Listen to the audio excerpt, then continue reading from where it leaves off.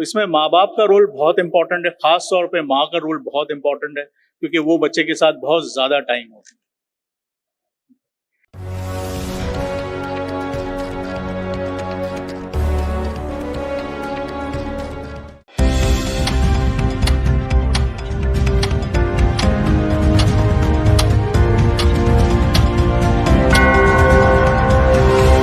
It's 10 a.m.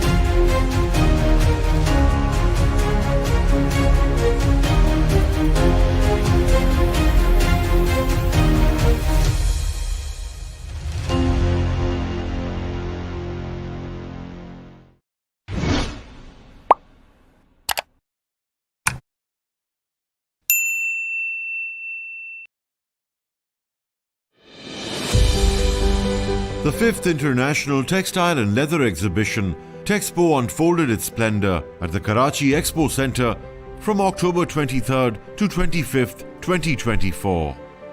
Organized by the Trade Development Authority of Pakistan and the Ministry of Commerce, managed by Badar Expo Solutions, the theme this year was Weaving the Way to Sustainability. Let's embark on an exploration of the monumental occurrences that transpired during this remarkable event.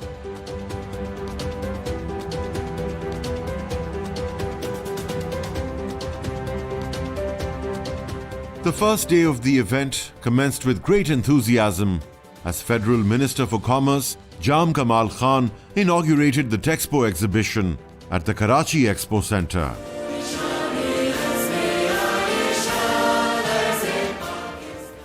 My thanks especially goes to the delegates who have come all the way. There are more than 550 delegates who are participating today in this event.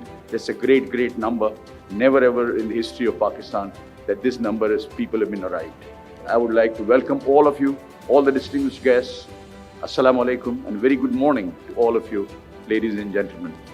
I welcome all the delegates from abroad who came to Pakistan, and Motiwala has said very rightly that you are now ambassador of Pakistan to your countries.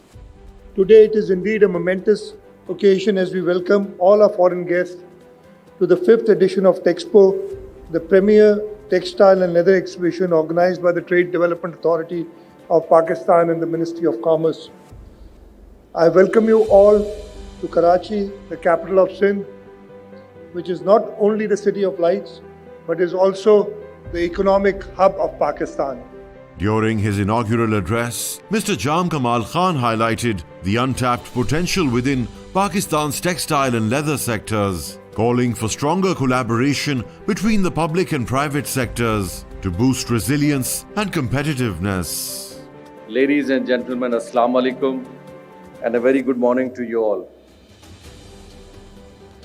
It is my great pleasure to welcome you all to the 5th International Textile and Leather Flagship Exhibition, Texpo Pakistan, a truly premier global platform for the industry of leathers, people from different sectors, textile, apparel, footwork, and carpet sector.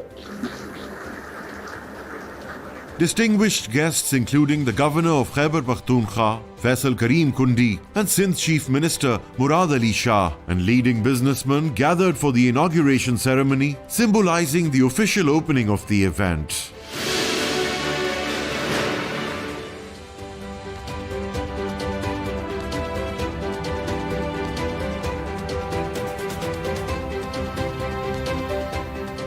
We have very good team of TDAP here, and they are so much supporting us in like electrician spaces, or the clean lines are very quite impressive because we are first time introducing our the stall in TDAP through. हम यहाँ आए हुए हैं टेक्सपो 24 में, which is a very good experience. पहली दफ़ा ये लोग लेदर सिटी का कॉन्सेप्ट लेके आए हैं.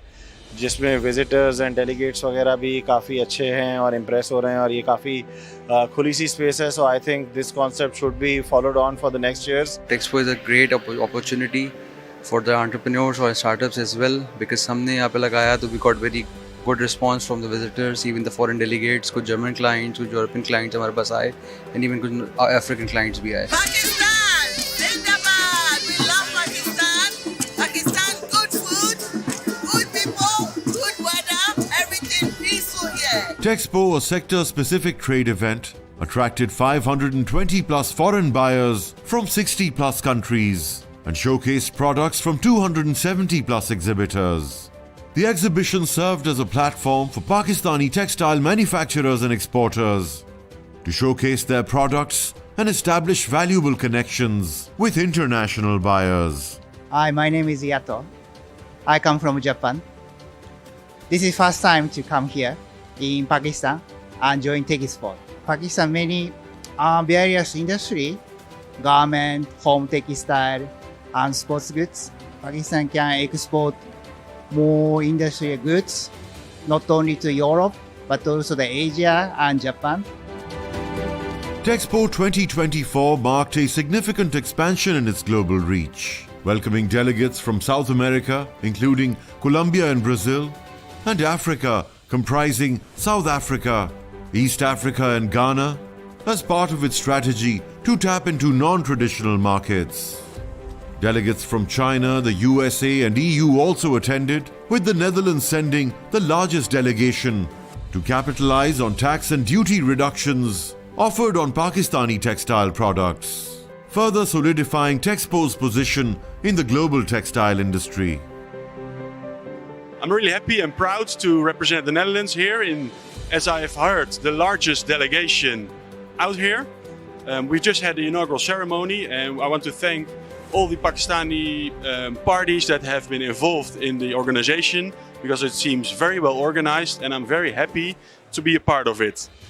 On the sidelines of the Texpo 2024 that provided a dedicated B2B networking opportunity to foreign buyers and exhibitors, as many as 1,969 specialized B2B meetings ensued, where exhibitors had the opportunity to connect with the most relevant and interested buyers, maximizing the potential for successful business transactions. Good afternoon, good evening, depending on where you are watching us from. My name is Howard Brymer. I'm from Ghana, West Africa. This is an exciting moment to be at the Texpo Textile and Leather 2024. It's exciting, it's beautiful. We are here to explore, to see how we can do business, sustainable business, not just businesses that will bring a lot of benefits to our society and the community. How to link Ghana and Pakistan in business. Thank you very much. It's lovely to be here. And the people are so shukra. I'm Desmond. I'm from Singapore, a representative of Epson Singapore. So Pakistan, this is not my first time here. I've been here multiple times, and it's a very booming market. There is a lot of textile opportunity, as I can see from Texpo over here. And I think with digital printing conversion coming in place, there's definitely a lot of opportunities for our products to bloom here. In fact, the expo was so nice. Pakistan people, they really produce high quality of things, most especially in fabrics and cotton. It was so lovely and fantastic. They have high quality. Especially yesterday when we went for the fashion week night. All the clothes they produce, in fact, is very, very nice and very, very good. Pakistan government, we really appreciate them. So they should try to keep it up. May God, Pakistan Zindabad. To promote knowledge sharing and innovation, TDAP hosted Texpo Talks on green threads, weaving sustainability into Pakistan's textile and leather sectors.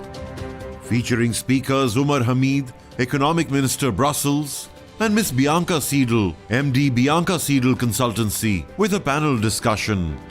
The second seminar, From Waste to Worth, Circular Innovations in Pakistan, included presentations by Budivin Mall, Director MS Bedding House, and Usman Khan, Investment, Trade and Climate Finance Advisor Remit, The concluding talk was on smart moves, transforming SMEs into green powerhouses, and featured Miss Yulia Bazinova, Head of Projects at GIZ, Jem Atlan, President International Apparel Federation, Tayyab Naveed, Head of Department Innovation UMT, and Amir Chotani, CEO, Chotani Industries and Chairman, Prigmia South Zone.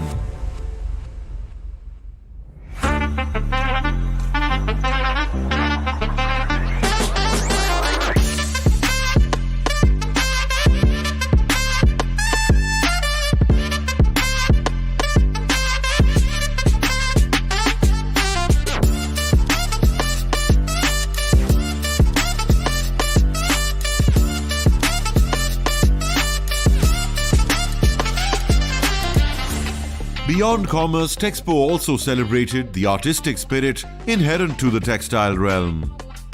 A captivating spectacle unveiled the works of 20+ renowned Pakistani designers, promoting the creativity, innovation and sustainability within the fashion industry of Pakistan to the foreign delegates.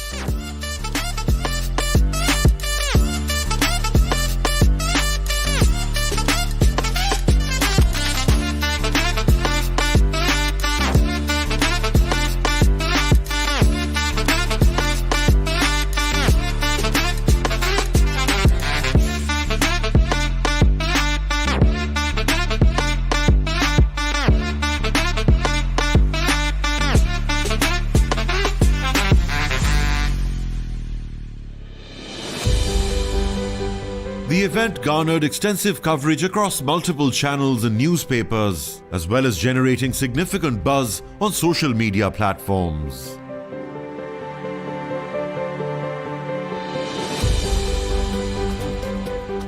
The Texpo event culminated with a dynamic presentation of Pakistan's imaginative ingenuity as leading fashion designers unveiled their inventive creations. This fashion exhibition encapsulated the essence of Pakistan's textile sector, emphasizing the nation's capacity for innovation and skillful craftsmanship. Given the enthusiastic response and favorable feedback from Texpo 2024 participants, attendees and collaborators, ensures you don't overlook this thrilling occasion. Make a note now for Texpo 2025.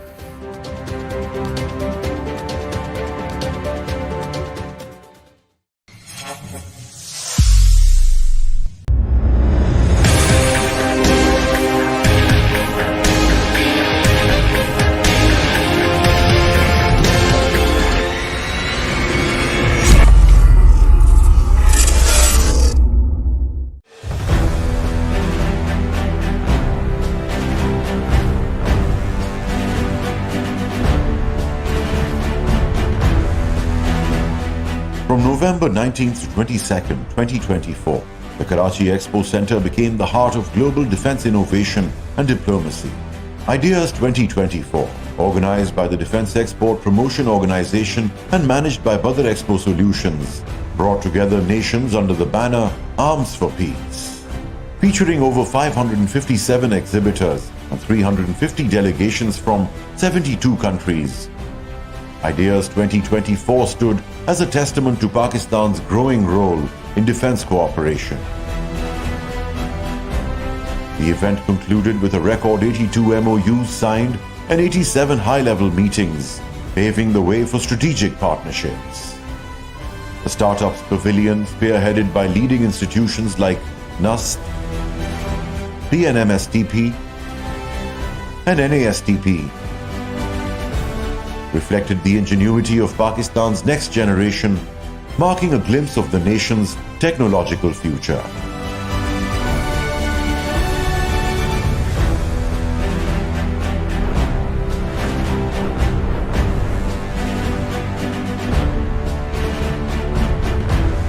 The journey began with the curtain raiser on November 16th, where the organizing team briefed national and international media about the event's grand scale and strategic importance by setting the tone for an exhibition that promised not only technological marvels, but also strengthened diplomatic ties.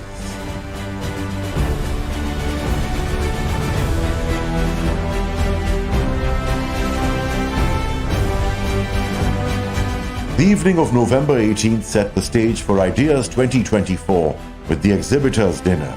Welcoming international delegations, exhibitors and sponsors, the event served as a testament to Pakistan's rich tradition of hospitality.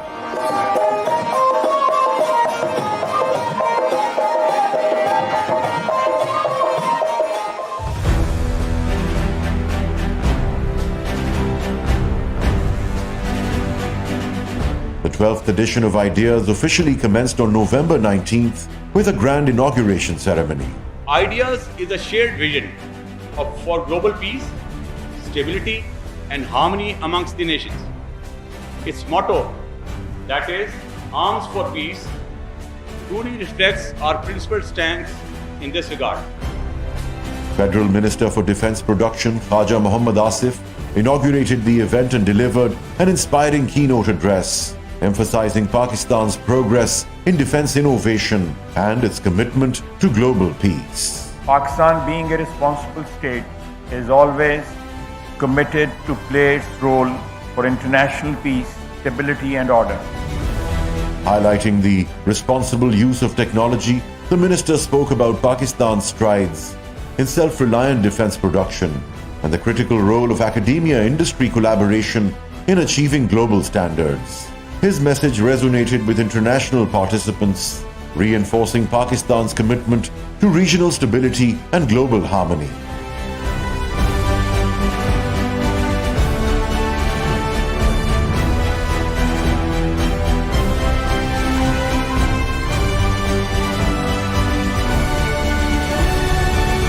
I'm Ender from Unirobotics company from Turkey. So we are a group of companies from SYS. So we have Janik here, and also we have Unirobotics, and also we have AEI Systems with their medium caliber cannons in Karachi, Pakistan for Ideas.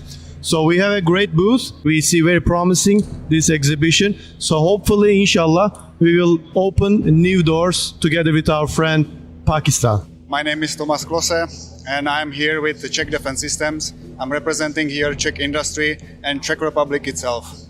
We are here to follow on the tradition which was built more than 50 years before now, and follow up to cooperation with Pakistan with heavy industry and military production. Exhibition itself is very fruitful for us. We believe that it is actually our first time here, but still we believe that we will achieve many goals, because already since this is the first day and we already had very good meetings here, and we believe that on the end of the day it will be very successful. Thank you very much. Hi, my name is Mike Rinaldi. I'm here at Ideas with Paradigm Parachute and Defense and our partnering company, Aerospike Innovation Solutions. We are a parachute company. We provide parachute solutions all over the world, and we're having a very good time here at Ideas. We're meeting a lot of new people, and we're very excited about the opportunity that Ideas is bringing to our company.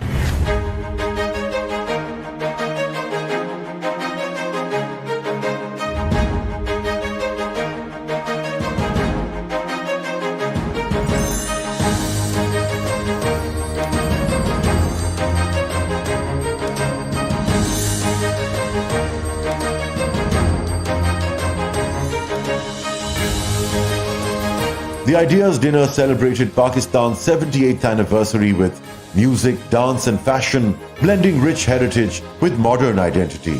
Renowned artists captivating the audience, while mesmerizing dances and stunning fashion displays showcased Pakistan's evolving culture.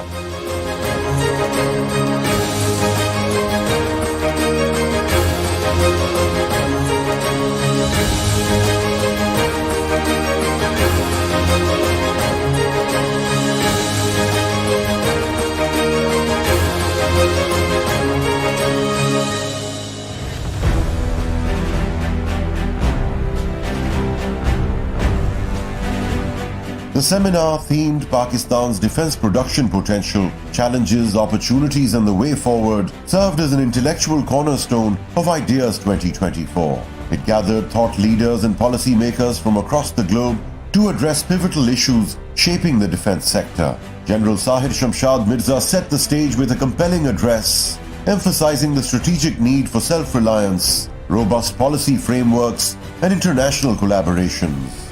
An esteemed panel of experts brought diverse perspectives through the discussion and underscored the importance of aligning technology with strategic objectives for sustainable growth in the defense sector. My name is Mustafa Odabaş. I am representing Roketsan company. Roketsan is Turkish Center of Excellence for Rockets and Missiles. We have our air defense products, our anti-tank missiles, and also at the back side you can see our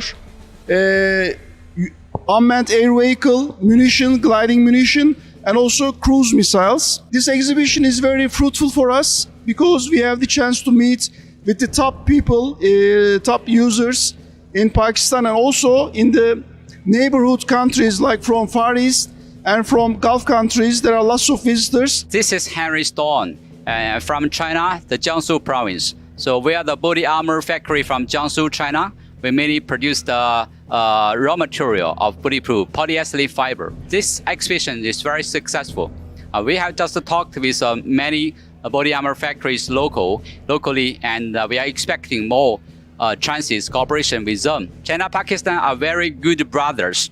China, Pakistan, Dusty, Zainaba.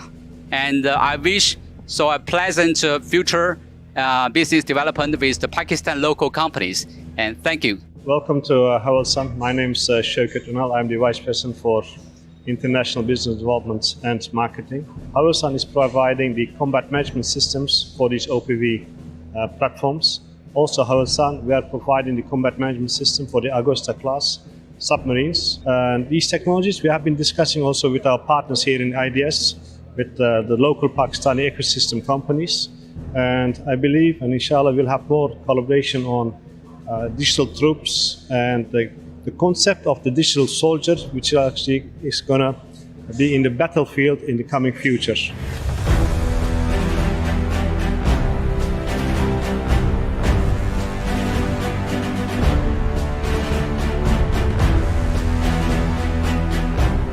As part of Ideas 2024, the Karachi show at Nishan-e-Pakistan showcased military precision and inter-service synergy. From marine drills to free-fall jumps and aerial displays, it highlighted Pakistan's operational excellence and the strength of its armed forces, reaffirming their commitment to national defense and unity.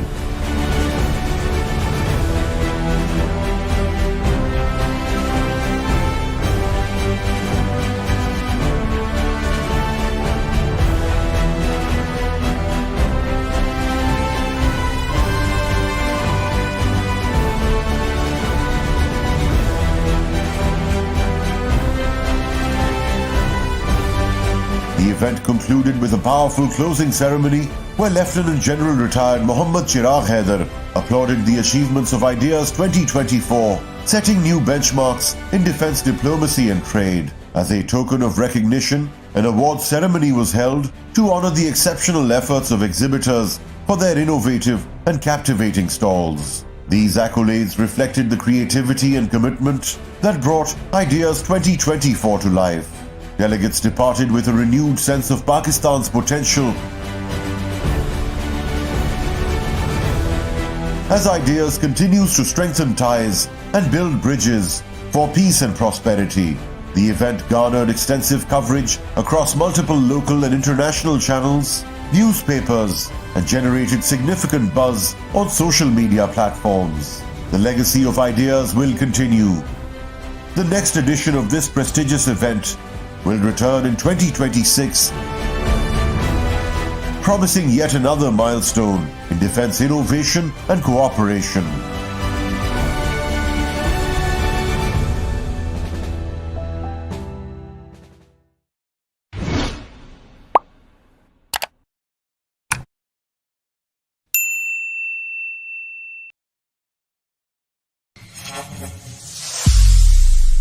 अस्सलाम वालेकुम, मेरा नाम मोहम्मद फैसल है।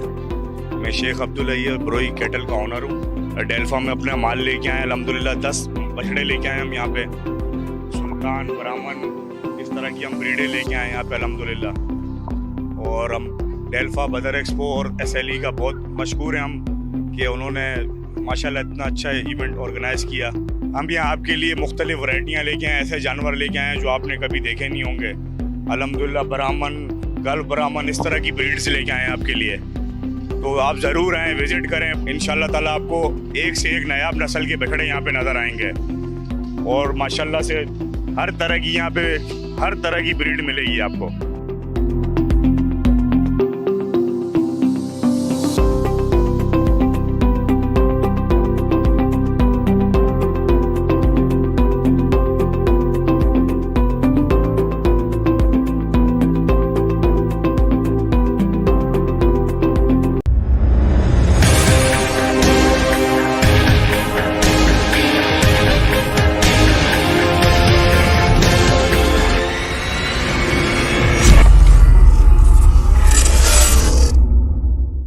अस्सलाम वालेकुम, मेरा नाम rice Ahmad है और मेरी कंपनी का नाम फास्ट फर्स्ट इंडस्ट्रीज़ है। यहाँ पे मैं अपनी कंपनी का स्टॉल लगाया है। यहाँ पे एक्सपो में SLE की तरफ से ये एक्सपो किया जा रहा है। हमारी कंपनी पेट मैन्युफैक्चरिंग कंपनी है, पेट फूड मैन्युफैक्चरिंग कंपनी है। वो कैट फूड मैन्युफैक्चर करती है और फूड आइटम्स मैन्युफैक्चर करती है। ये हमने अवेयरनेस के लिए अपना स्टॉल लगाया है यहाँ पे, ताकि हम बता सकें तो यहाँ पे जो फूड पाकिस्तान में लोकल मैन्युफैक्चर किया जा रहा है ये सही नहीं है, प्रॉपर ऑर्गेनिक तरीके से नहीं बन रहा, प्रॉपर प्रोसेस तरीके से नहीं बन रहा। हमारी कंपनी ये रिप्रेजेंट कर रही है कि आप लोग हमारी कंपनी का फूड लोगों अपनी बिल्लियों को खिलाएं और अपनी बिल्लियों को बचाइए। यहाँ पे जो फूड खिलाया जा रहा है ये किडनियाँ फेल कर रहा है यहाँ पे ना, जो पाकिस्तान में इस्तेमाल करा जा रहा है ना। तो बहुत शुक्रिया SLE और बदर एक्सपो डेल्फा, हम आपका शुक्रिया अदा करते हैं। और आप लोग यहाँ पे आइए, सब लोग अवेयरनेस लीजिए अपनी बिल्लियों के हवाले से और पेट्स के हवाले से। बहुत शुक्रिया, अल्लाह हाफ़िज़।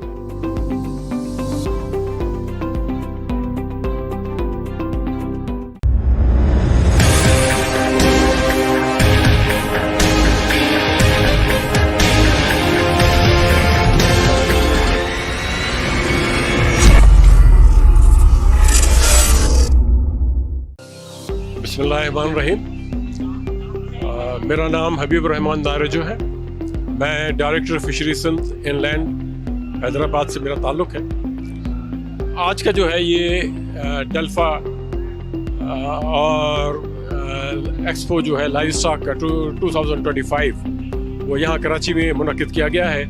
17 तारीख से 19 तारीख तक ये जारी रहेगा।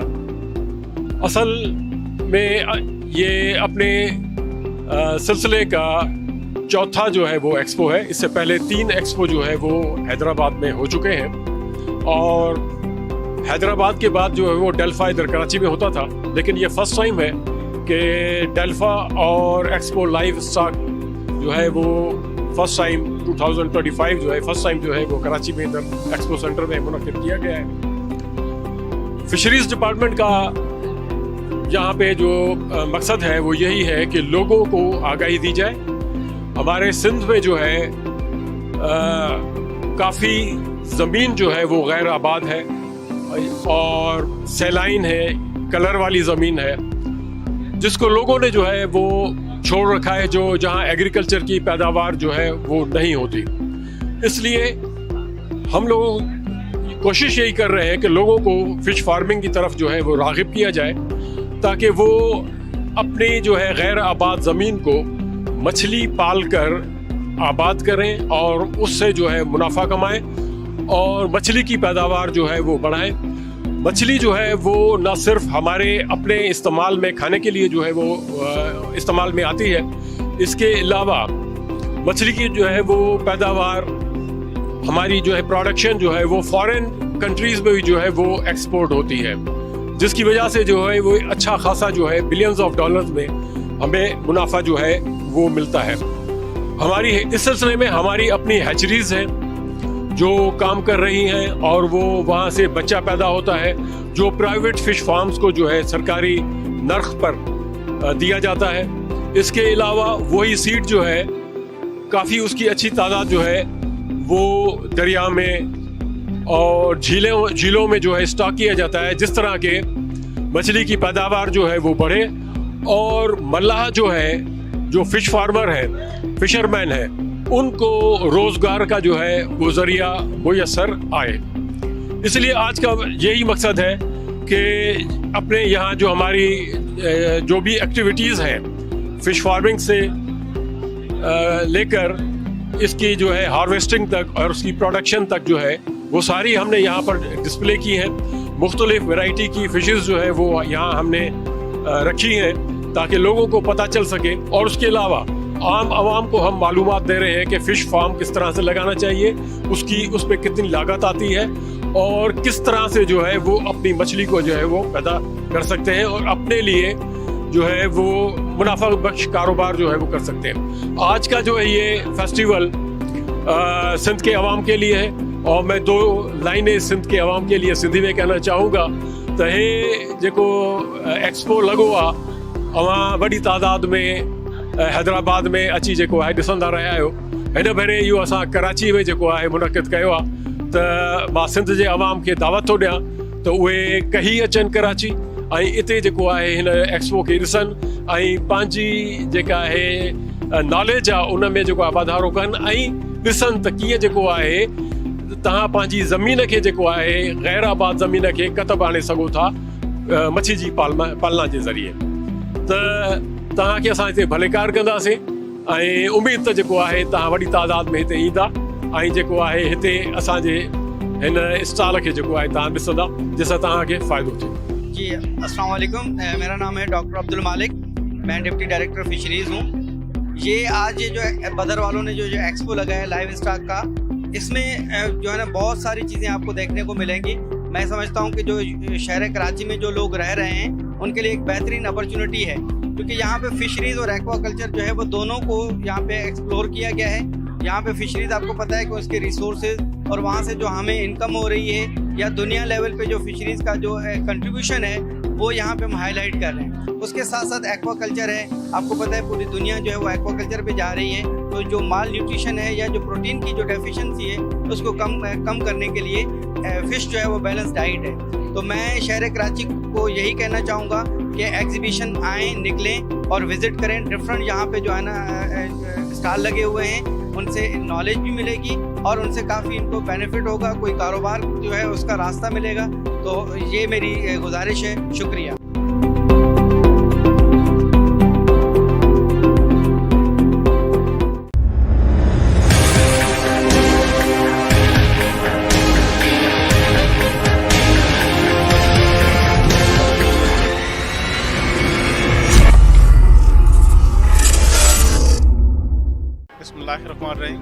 मेरा नाम डॉक्टर गुलबार खास कीजिए, मैं assistant professor department of animal products technology Sindh agriculture university Tandojam से हैं।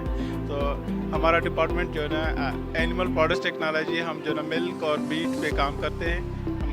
मिल्क की और जो है ना मीट की प्रोडक्ट्स हम बनाते भी हैं, हम उसको एनालाइज करते हैं, हम जो है ना उसको फिर जो है ना मार्केट में हमारे स्टूडेंट्स जाके जो है ना उसको प्रमोट भी करते हैं। तो बेसिकली हमने ये सारी प्रोडक्ट्स जो है ना ऑर्गेनिक प्रोडक्ट है, इसमें कोई भी ऐसा जो है ना केमिकल वगैरह एडिशन नहीं है। हम सारी जो है ना नेचुरल प्रोडक्ट्स उनको जो है बना के हमने जो है उनको डिस्प्ले लगाया हुआ है। और जो है ना मैं बहुत शुक्रगुजार हूँ SLV का, बदर एक्सपो का और डाल्फा एक्सपो का। और फाइनली जो है ना मैं अपनी सिंध एग्रीकल्चर यूनिवर्सिटी टंडोजाम को भी जो है ना थैंक्स करूँगा, उन्होंने हमें मौका दिया और हमें हमारे डिपार्टमेंट को इधर जो है ना डिस्प्ले पॉइंट ऑफ व्यू से इसको प्रमोट करने का। Thank you.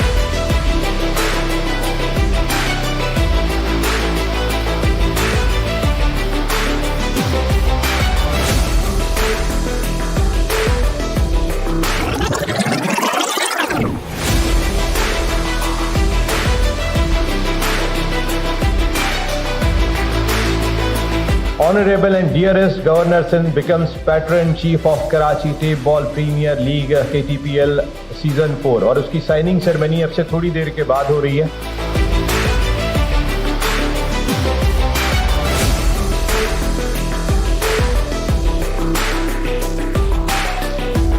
मुझे इनका ये स्लोगन बड़ा प्यारा लगा कि स्ट्रीट से स्टेडियम तक। तो स्ट्रीट से स्टेडियम का जो सफ़र है वो इस टेप बॉल प्रीमियर लीग से शुरू होने जा रहा है 14 दिसंबर को इंशाल्लाह ताला इसका हम स्टार्ट लेंगे और 16 दिन का 16 डेज़ का ये गेम होगा। लास्ट हमारी मीटिंग हुई तो मैंने इनसे कहा कि आपके पास टीम्स हैं, इन्होंने बहुत सारे नाम बताए। एक नाम था कराची नाइट्स। तो मैंने इनसे कहा कि मैं इसकी ऑनरशिप खुद लूँगा और इस ऑनरशिप को लेने का जो मकसद है ये कोई फाइनेंशियल गेन नहीं है। आपका शुक्रिया कि आपने मुझे इस पूरी लीग का चीफ पैट्रन भी रखा है।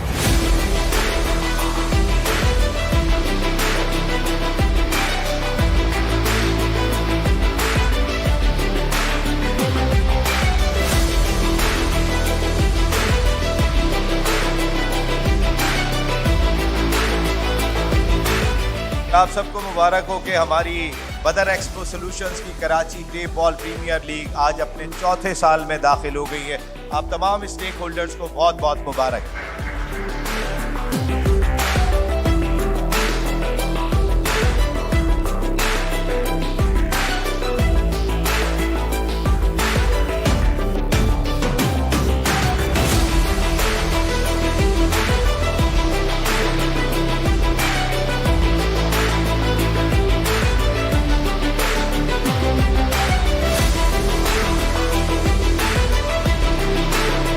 पहले साल शुरू करने का इरादा किया था तो लोग ये कह रहे थे कि 2 से 3 महीने में ये लीग ख़त्म हो जाएगी, लेकिन आज चौथे साल उसी ज़ोर शोर के साथ होने जा रही है।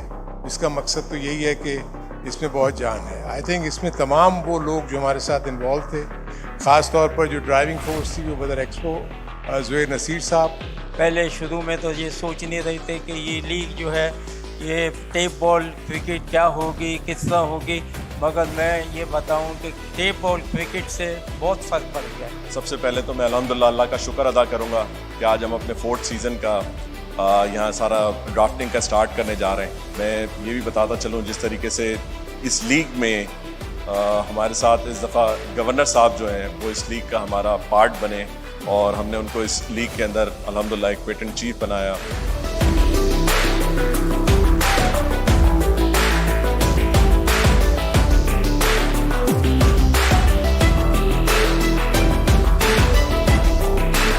ज़ुहैर भाई की टीम थी, गवर्नर सिंध 11 और हमारा मैच हुआ था। शाहिद अफरीदी कप्तान थे, दूसरी साइड से शोबिस का कप्तान मैं था और नवाब आलम साहब इधर मौजूद है। वो अमेरिका में थे, उन्होंने मुझे कहा था नवाब भाई ने कि इसको मिलके खेलते हैं, तो वो बड़ा अच्छा ओपनिंग मैच किया था। सारी टीमों को बहुत मुबारकबाद हो मेरी तरफ से और हम सब की तरफ से। Thank you very much.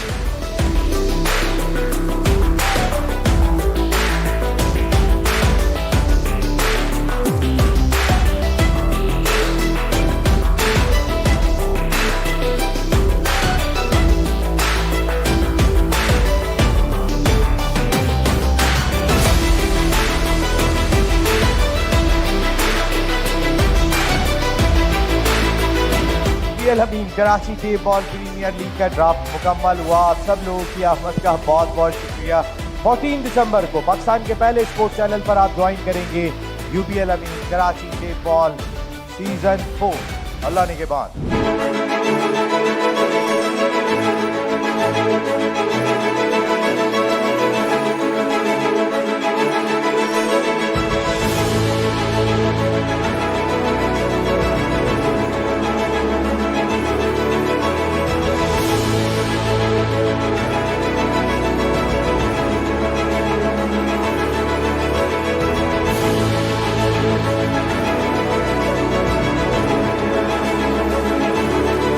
Zuhair Naseer साहब की वजह से गली की जो क्रिकेट है, जैसे ये कहते थे स्ट्रीट से स्टेडियम तक, उसको लेकर जा रहे हैं।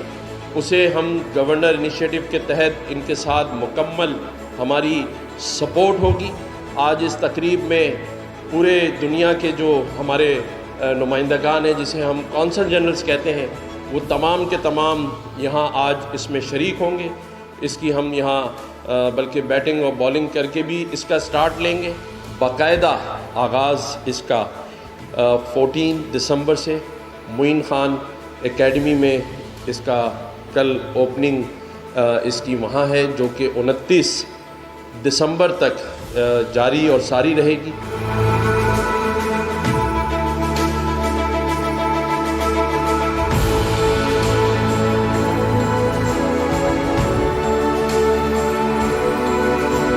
इस वक्त हम सिर्फ KTPL को कराची में ऑर्गेनाइज कर रहे हैं, जो कि हमारे नेक्स्ट स्टेप में इसको हमने नेशनल लेवल के ऊपर लेके जाना है, जिसमें शहरों की बुनियाद के ऊपर वो क्रिकेट होगी।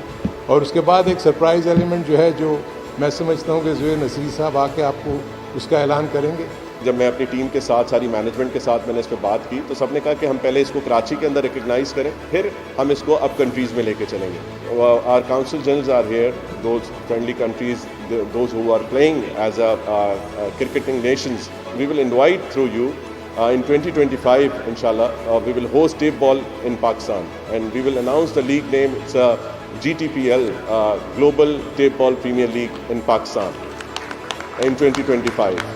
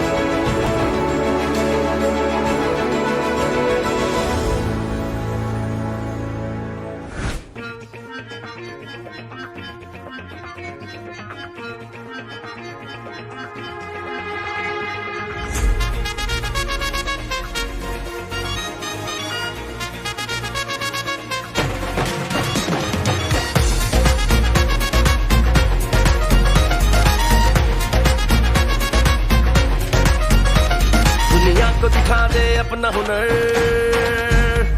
कुछ बांध कमर कोई ना हो डर। यह टैप बॉल का जोश और जुनून, जो होगा वतन में अब घर घर। हर कदम पुरजोर हो, तेरे नाम का ही शोर हो। जादू अपना जगा कर सबको अपना बना कर दिल जीत ले।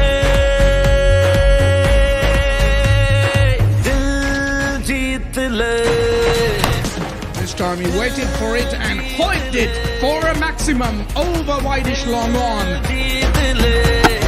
Oh my word!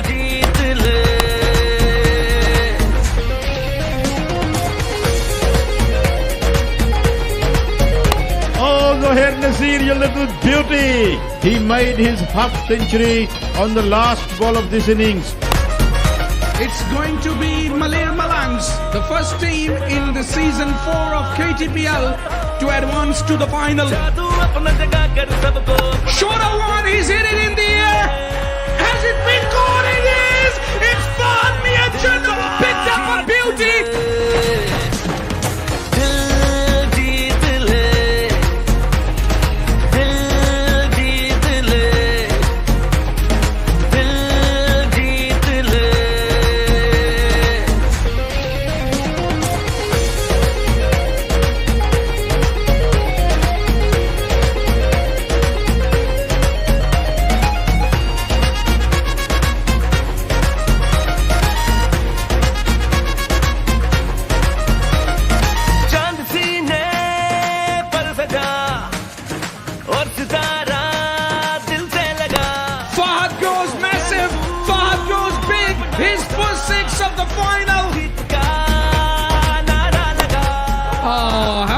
that for a stroke. Timing at its तेरे नाम का ही शोर हो, जादू अपना जगा कर सबको अपना बना कर दिल जीत ले। ललकार Umar Patwa, power, flat, and a boundary. Oh, there was swing in the air that sailed away over the boundary for another maximum. He's hit it high, and he has picked the दिल जीत ले, best batsman of the tournament, Asad Shah. दिल जीत ले, Player of the tournament, Mahania Chunno.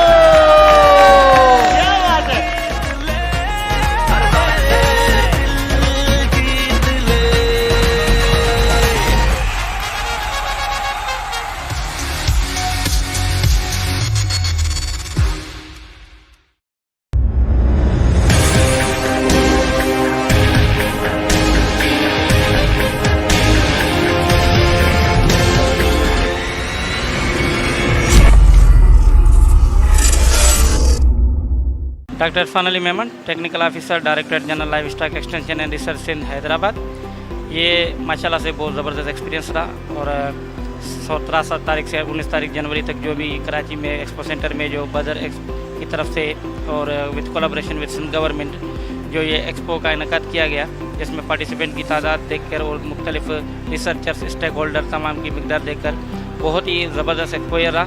अपने director के बारे में बताते चलें कि हमारी director general live stock extension and research दो जो है एस्पेक्ट उस पर काम करती है, एक एक्सटेंशन और दूसरा रिसर्च। लाइव स्टॉक एक्सटेंशन में हम सर्विस प्रोवाइड करते हैं जैसे आर्टिफिशियल इंसेमिनेशन और प्रेगनेंसी डायग्नोस की ट्रेनिंग, फ्लूस community live stock extension workers की ट्रेनिंग और उसके अलावा NGO सेक्टर के साथ विद कोलैबोरेशन में जो भी हमारी लाइव स्टॉक सेक्टर की या अवेयरनेस के सेमिनार होते हैं या live stock field farmer school उसकी ट्रेनिंग्स के हवाले से हम इनकाद करते हैं। उसके अलावा रिसर्च एस्पेक्ट में हमारे 6 गवर्नमेंट के जो फार्म है, जो इंडिजिनस ब्रीड होती है, जो प्योर लोकल ब्रीड होती है, उसको हम यानी मेंटेन रखने के लिए ताकि वो कायम रहे, क्योंकि आजकल क्रॉस ब्रीडिंग बहुत ज़्यादा हो रही है AI और PD की वजह से।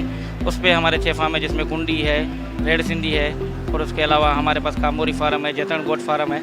उसको हम रिसर्च एस्पेक्ट से उसका बर्थ गेन मोर्टेलिटी रेट कम करने के लिए उस पर काम करते हैं और ये बहुत ज़बरदस्त एक्सपीरियंस रहा। Thank you so much.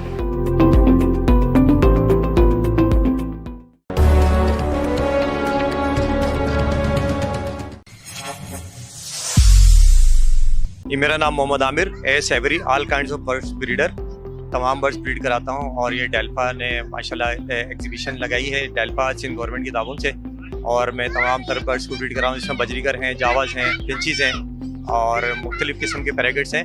और कराची की आवाम से गुजारिश है कि वो ज़्यादा से ज़्यादा तादाद में इसमें आएँ, अपने पार्टिसिपेट करें और बहुत अच्छा इवेंट हो रहा है, फैमिली इवेंट है, फैमिली भी आ सकती हैं और बहुत ही बेहतरीन इवेंट हो रहा है। आएँ और देखें और हमें अप्रिशिएट करें और डेल्फा की काविशों को भी सराहें। ये बदर एक्सपो डेल्फा और सिंध गवर्नमेंट के ताउन से बहुत अच्छी एक्सपो लगाई गई है, इसमें आप ज़्यादा से ज़्यादा शिरकत फरमाएं। कराची के लोगों के लिए एक बहुत अच्छी अचीवमेंट मौजूद है इसके अंदर।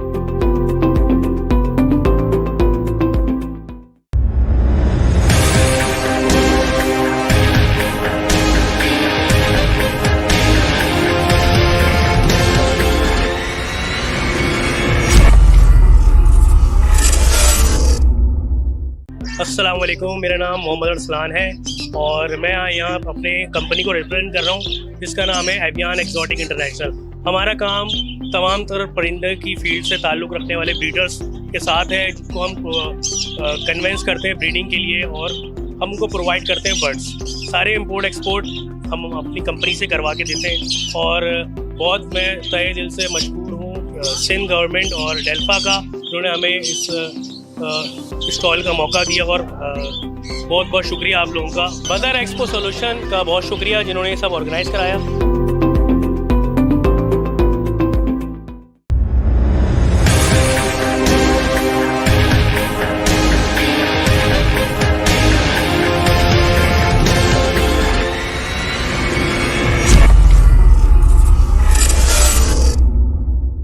देखें, ये बहुत ज़बरदस्त और कामयाब तरीन एक्सपो रहा और जिसमें 10 लाख से ज़्यादा लोग आए और मुस्तफ़ीद हुए और इसका इम्पैक्ट जो है वो बहुत अच्छा आएगा। और आप एक चीज़ और भी देखें, क्योंकि मीडिया तो 3 दिन से यहाँ पे है, कि यहाँ पे और चीज़ों के वो भी हुए हैं। मिसाल के तौर पर मुझे भी जो डल्फा वालों का था लगे हुए थे स्टॉल, वहाँ पे बताया गया, बल्कि उन्होंने कहा कि यहाँ पे 1 करोड़ और 60 लाख में भी जो है एक बहुत शानदार बेल जो है वो बिका है।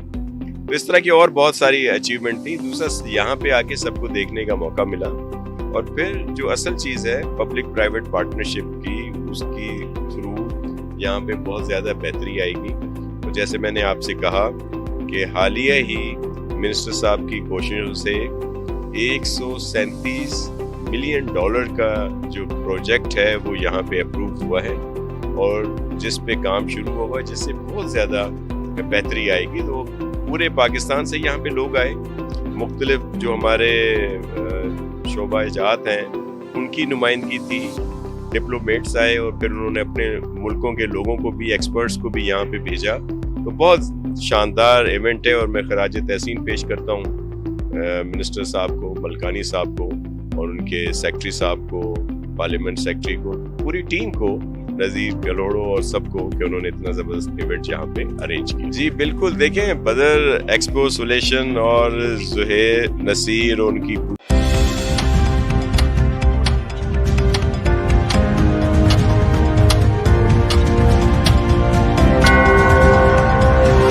It's 11 a.m.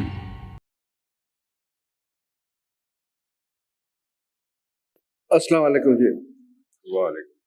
I'm really grateful to the organizers for having this very important session on patient safety.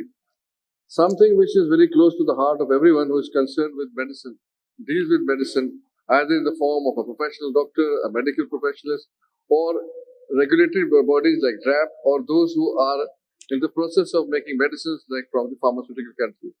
So a very important factor which involves all of us equally.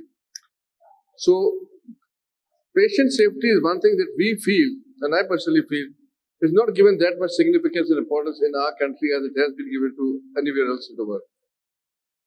So at times, I myself being a practicing surgeon, I know when I was working at the JPMC Jinnah Hospital, or later on I'm working in the private sector now, that patient safety does not come as one thing that we should be taking care of as the first step. And that is what we want our new generation of doctors who are coming up, that they should be aware of that. So a panel which represents almost everyone, from physician, Aftab Sahab, from surgeons, to those who are in regulatory bodies, from PharmU, and those also who are from the hospital side, like Nashwa is from the South City Hospital. So let's start. I'll start you, sir, Aftab Sahab. What structure and cognitive factors most commonly contribute to the diagnostic errors that we make? And there are a number of diagnostic errors we all know.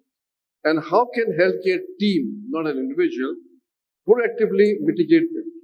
What do you think? What do you think how it could be done? I think the first thing to do would be to define diagnostic error for the sake of the public. And diagnostic error means when you cannot make the right diagnosis, or you miss the right diagnosis, or even if a diagnosis is delayed, that is also called a diagnostic error.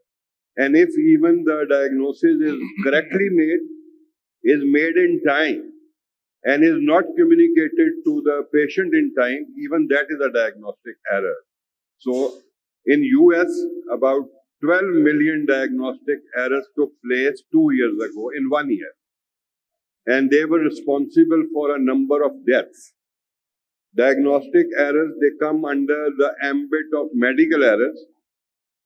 And the medical errors were first highlighted in a report of Institute of Medicine, which was published in 1999. So I personally believe that these occur because we do not do what Sir William Osler asked the modern day physician to do. And he was a professor at University of Pennsylvania in 1905, beginning of the last century. And he said, listen to your patient. He is telling you the diagnosis.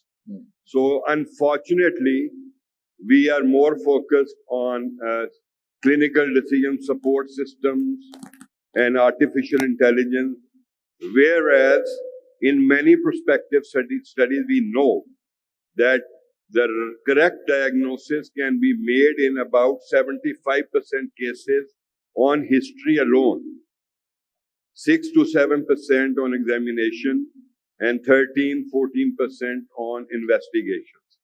So if we employ the right history, spend quality time with the patient, examine, and become a thinking doctor. One important thing is, as we become senior, we stop at times to think and do things reflexly, and that contributes to diagnostic errors.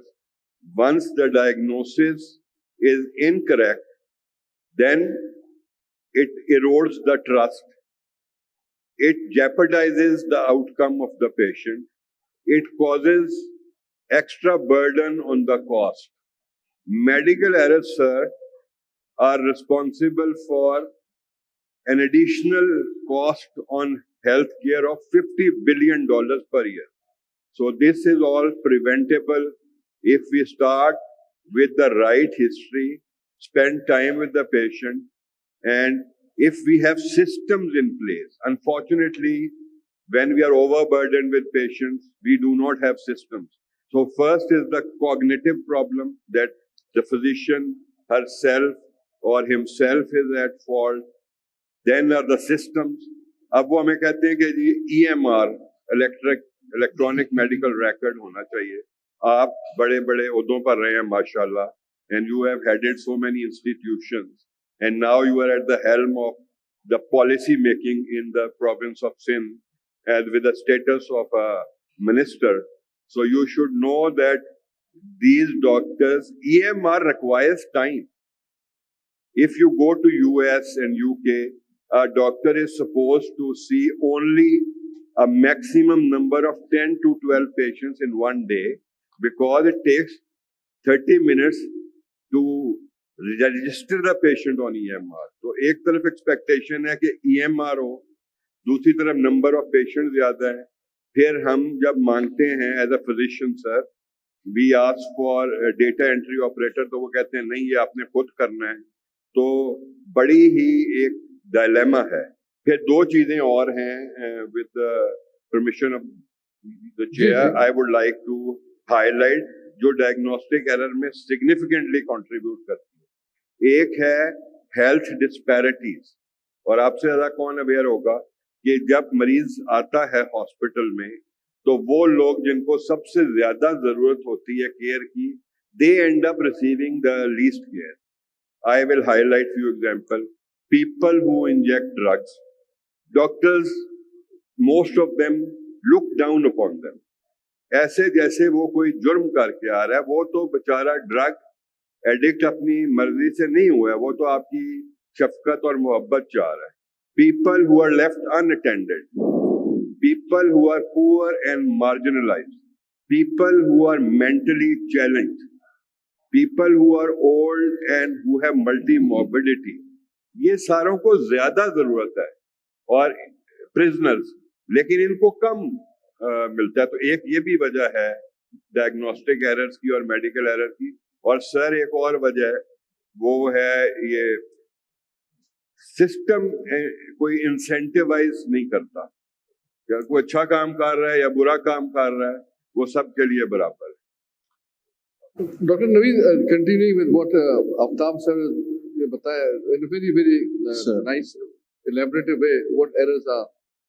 Don't you think, as he has said, that right now we are emphasizing more on the diagnostic tools rather than applying our knowledge of medicine in the form of history taking, examination, which our professors used to emphasize a lot. And they were of the view that, as he has very correctly said, that majority of the diagnoses are made on that. Today, हम या हमारे साथ जो लोग हैं, because of the availability of CT scan, MRI, so many things, the first thing we do is when the patient comes, is for example, a headache, MRI करा के आते हैं. Now taking an easy way out to diagnose, because we have got so much rush, we don't want to examine him properly for that.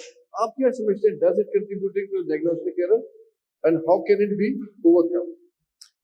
Sir, thank you very much for giving me a chance to collaborate myself on such an important topic. So you are very right, sir. Said a very important sentence in the beginning that listen to the patient. He is telling you the diagnosis. So I personally feel that one factor is the patient's workload, because a doctor has to see a lot of patients in 3 to 4 hours, and the patient expects that the doctor should not only listen to him or her, he should also examine her and him and then prescribe the relevant investigation. But I personally feel, sir, keeping in view all these limitations, they are there, but one link is definitely missing, and that is we do not touch our patient. That sense of touch, like we talk of the sense of touch between the mom and the baby, exactly the same relation exists between the patient and the doctor. This link is missing, and how we can re-establish this link, I don't know, because the patient to doctor number is too much. But I personally believe that this factor should be addressed seriously, and this should not only develop the patient-doctor, strengthen the patient-doctor relation, but it also decrease the workload on our investigation. Like, number one, the patient expects a doctor साहब को test ही लिखा, so doctor writes the whole battery of the investigation, including chemistry and radiology and everything. But if we start doing that, and if we start developing the rapport with the patient in terms of detailed history and clinical examination, and then full explanation to the patient, because once the patient leaves the office of the clinician, he's I don't know, मुझे तो नहीं पता doctor साहब ने कि मुझे क्या मसला है. So we should properly explain the patient, and it would definitely decrease the workload on our investigation, to better investigation. As sir mentioned, I was reading a few days back, because it would also jeopardize the number of patients, it would also jeopardize the patient safety as well, which is our prime topic today. And recently I was reading an article in which it was mentioned that the number of deaths in USA, because USA and UK, they are the icons for us. We read the books written by their doctors, and it counts around 2 lakh a year because of the breach in the patient safety chain. And number 2 example of UK, the NHS budget rose almost to 40% in the last 1 to 2 years. So I personally believe, sir, highlighting the very true topic of this age, the number of patients is the main cause that our diagnostic battery of investigation rate is rising, and we are missing the link between the patient and doctor, because we cannot explain to him, we cannot examine to him. Samad साहब ये बताएं कि because you are in digital, which is the latest thing like AI and other things, the companies, do you have any solution for the problem that has been raised for overcoming these diagnostic errors? Do you have that? Not only relying upon the diagnostic tool, because once the tool goes wrong, the whole management will go wrong. So do you think that the recent trends that you are just talking about, bringing up together, can they be of any support in overcoming this decision making of a diagnostic tool not to go wrong? Assalamu alaikum. Thank you so much, sir. First of all, we at Digitrends currently working on the AI solutions which we think can make a difference in patient safety. I will give you, for example, which I think is relevant, how AI and IT can make a big impact on patient safety. First of all, we are going to integrate it with our EMR solution. So currently in the conventional EMR, if doctor enter the wrong medicine, or if any medicine which is not suitable for the patient, he has the allergies or some kind of histories, doctor cannot go through all the EMR details every time, and he can enter wrongly some medicine which may affect the health of the patient. Our AI system can be integrated with the EMR, and it can, in the real time, stop the doctor that do not enter that kind of medication that can be harmful for the patient. This is the one example, and there are many other features which can be very helpful when AI will be integrated into the current AMR solution. The second example would be we are currently working on the world first FDA approved wearable ECG device. So currently what is happening when the device is taking the ECG of the patient, it is transmitting the data to the mobile application, and that mobile application submitting that data to the doctor, who is actually manually reading the ECG, and then he is diagnosing and prescribing the medication over his whatever he sees over his diagnosis. Now, if we integrate AI into that in between, where doctor is currently diagnosing or checking the ECG, the AI system can do this automatically, and he can suggest, the AI can suggest either the patient needs immediate attention of the doctor, so it can send the ambulance, or through telemedicine, doctor can connect to the patient directly. So if we will integrate AI agents into this hardware monitoring system, healthcare hardware monitoring system with the patient and doctor, that AI can do the job of the doctor, the initial job of the doctor. So it can be make great impact as well. The third thing is that differential diagnosis tool. We are partnered with the leading differential diagnosis tools such as Visual DX. So we integrated that visual diagnosis. We launched that differential diagnosis tool here in Pakistan, and we saw a very good adaptation on AI on that tool. If you take a picture of your skin region, the AI image recognition system can recognize either it's psoriasis or it's eczema through the thousands of images which is already stored in the database of the AI. And doctor who maybe he cannot diagnose that this is the early stage of psoriasis, AI can detect it in a very early stage. So these are the 3-4 examples which I think, and this is already happening in the world. AI has been integrated. The question is, we are not only trying to implement and integrate these solutions currently within this Pakistan market and in Saudi and in Dubai. We are also taking care how the AI governance and how AI compliances can be a part of it. So it can be implemented. Again, it's related to patient safety also. So I think AI will make a great impact, inshallah. Thank you. Dr. Mema, my question to you, because you're also associated with the pharmaceutical, what prescribing safeguards are there for effective avoiding any prescribing liquidity or anything that can be a wrong prescription because you're associated with the pharmaceutical? What safeguard the pharmaceutical has done to them? For example, I can give you a number of medicines with a similar name, similar appearance. In cases of an emergency, sometimes the nurse pick up the wrong one, and it may be illegal for the patient. So, what are the safeguards that the pharmaceuticals taking in order to avoid these prescribing? All right. Thank you so much. My name is Umema. Thank you for inviting. I'm representing a pharmaceutical company here, but I also hold a position for a primary healthcare setup here in Karachi. So I have kind of an ambit or a cap of both, say it from a pharmaceutical perspective and from the hospital end as well. And there have been a lot of solutions that आपने AI की बात करी, and there are a lot of integrations. And same goes when it comes to patient safety, and we talk about what systems can be implemented in pharmaceutical companies. But before I can actually talk about what should be done, I'll be talking about a patient safety culture. And there is a small presentation, if you may all allow me to give a small presentation of the magnitude of patient safety which we are talking about, especially here in Pakistan. So, sir, if you may allow, I'll just give a brief presentation.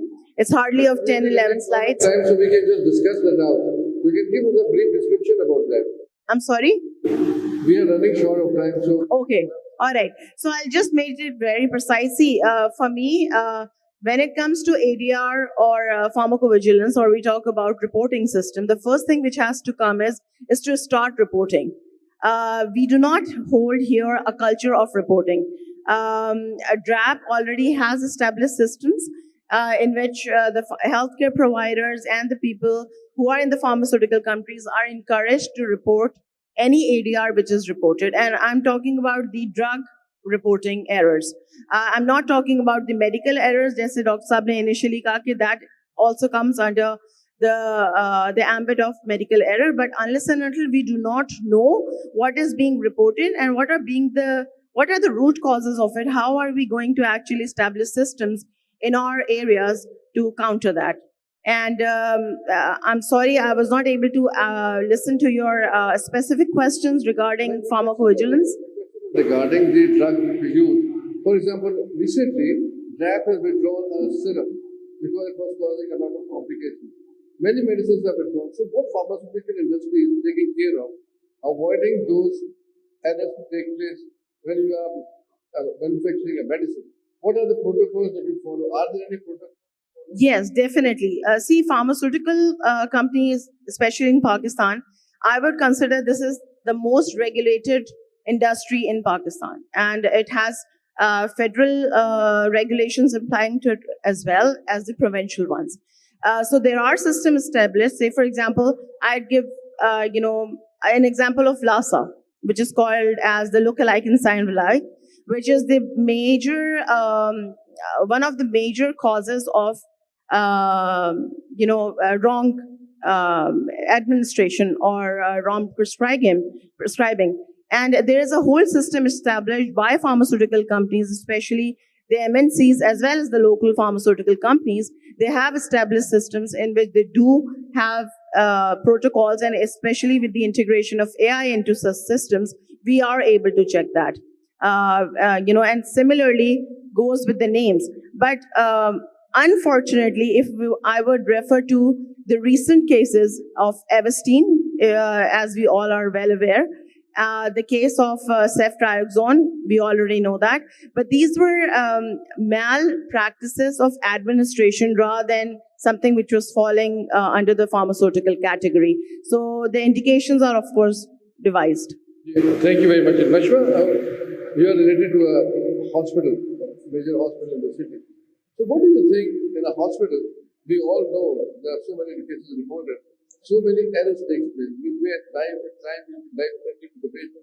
Patients have lost life. So do you think, what are the major protocols that could be applied, or what are the systems that need to be in place in order to avoid all that what is unfortunately happening if patients are being mistreated or being misdiagnosed or whatever you say, which is harmful to the patient whenever they come to the hospital? Any protocols or systems that you think are there, or you would suggest them to be applied?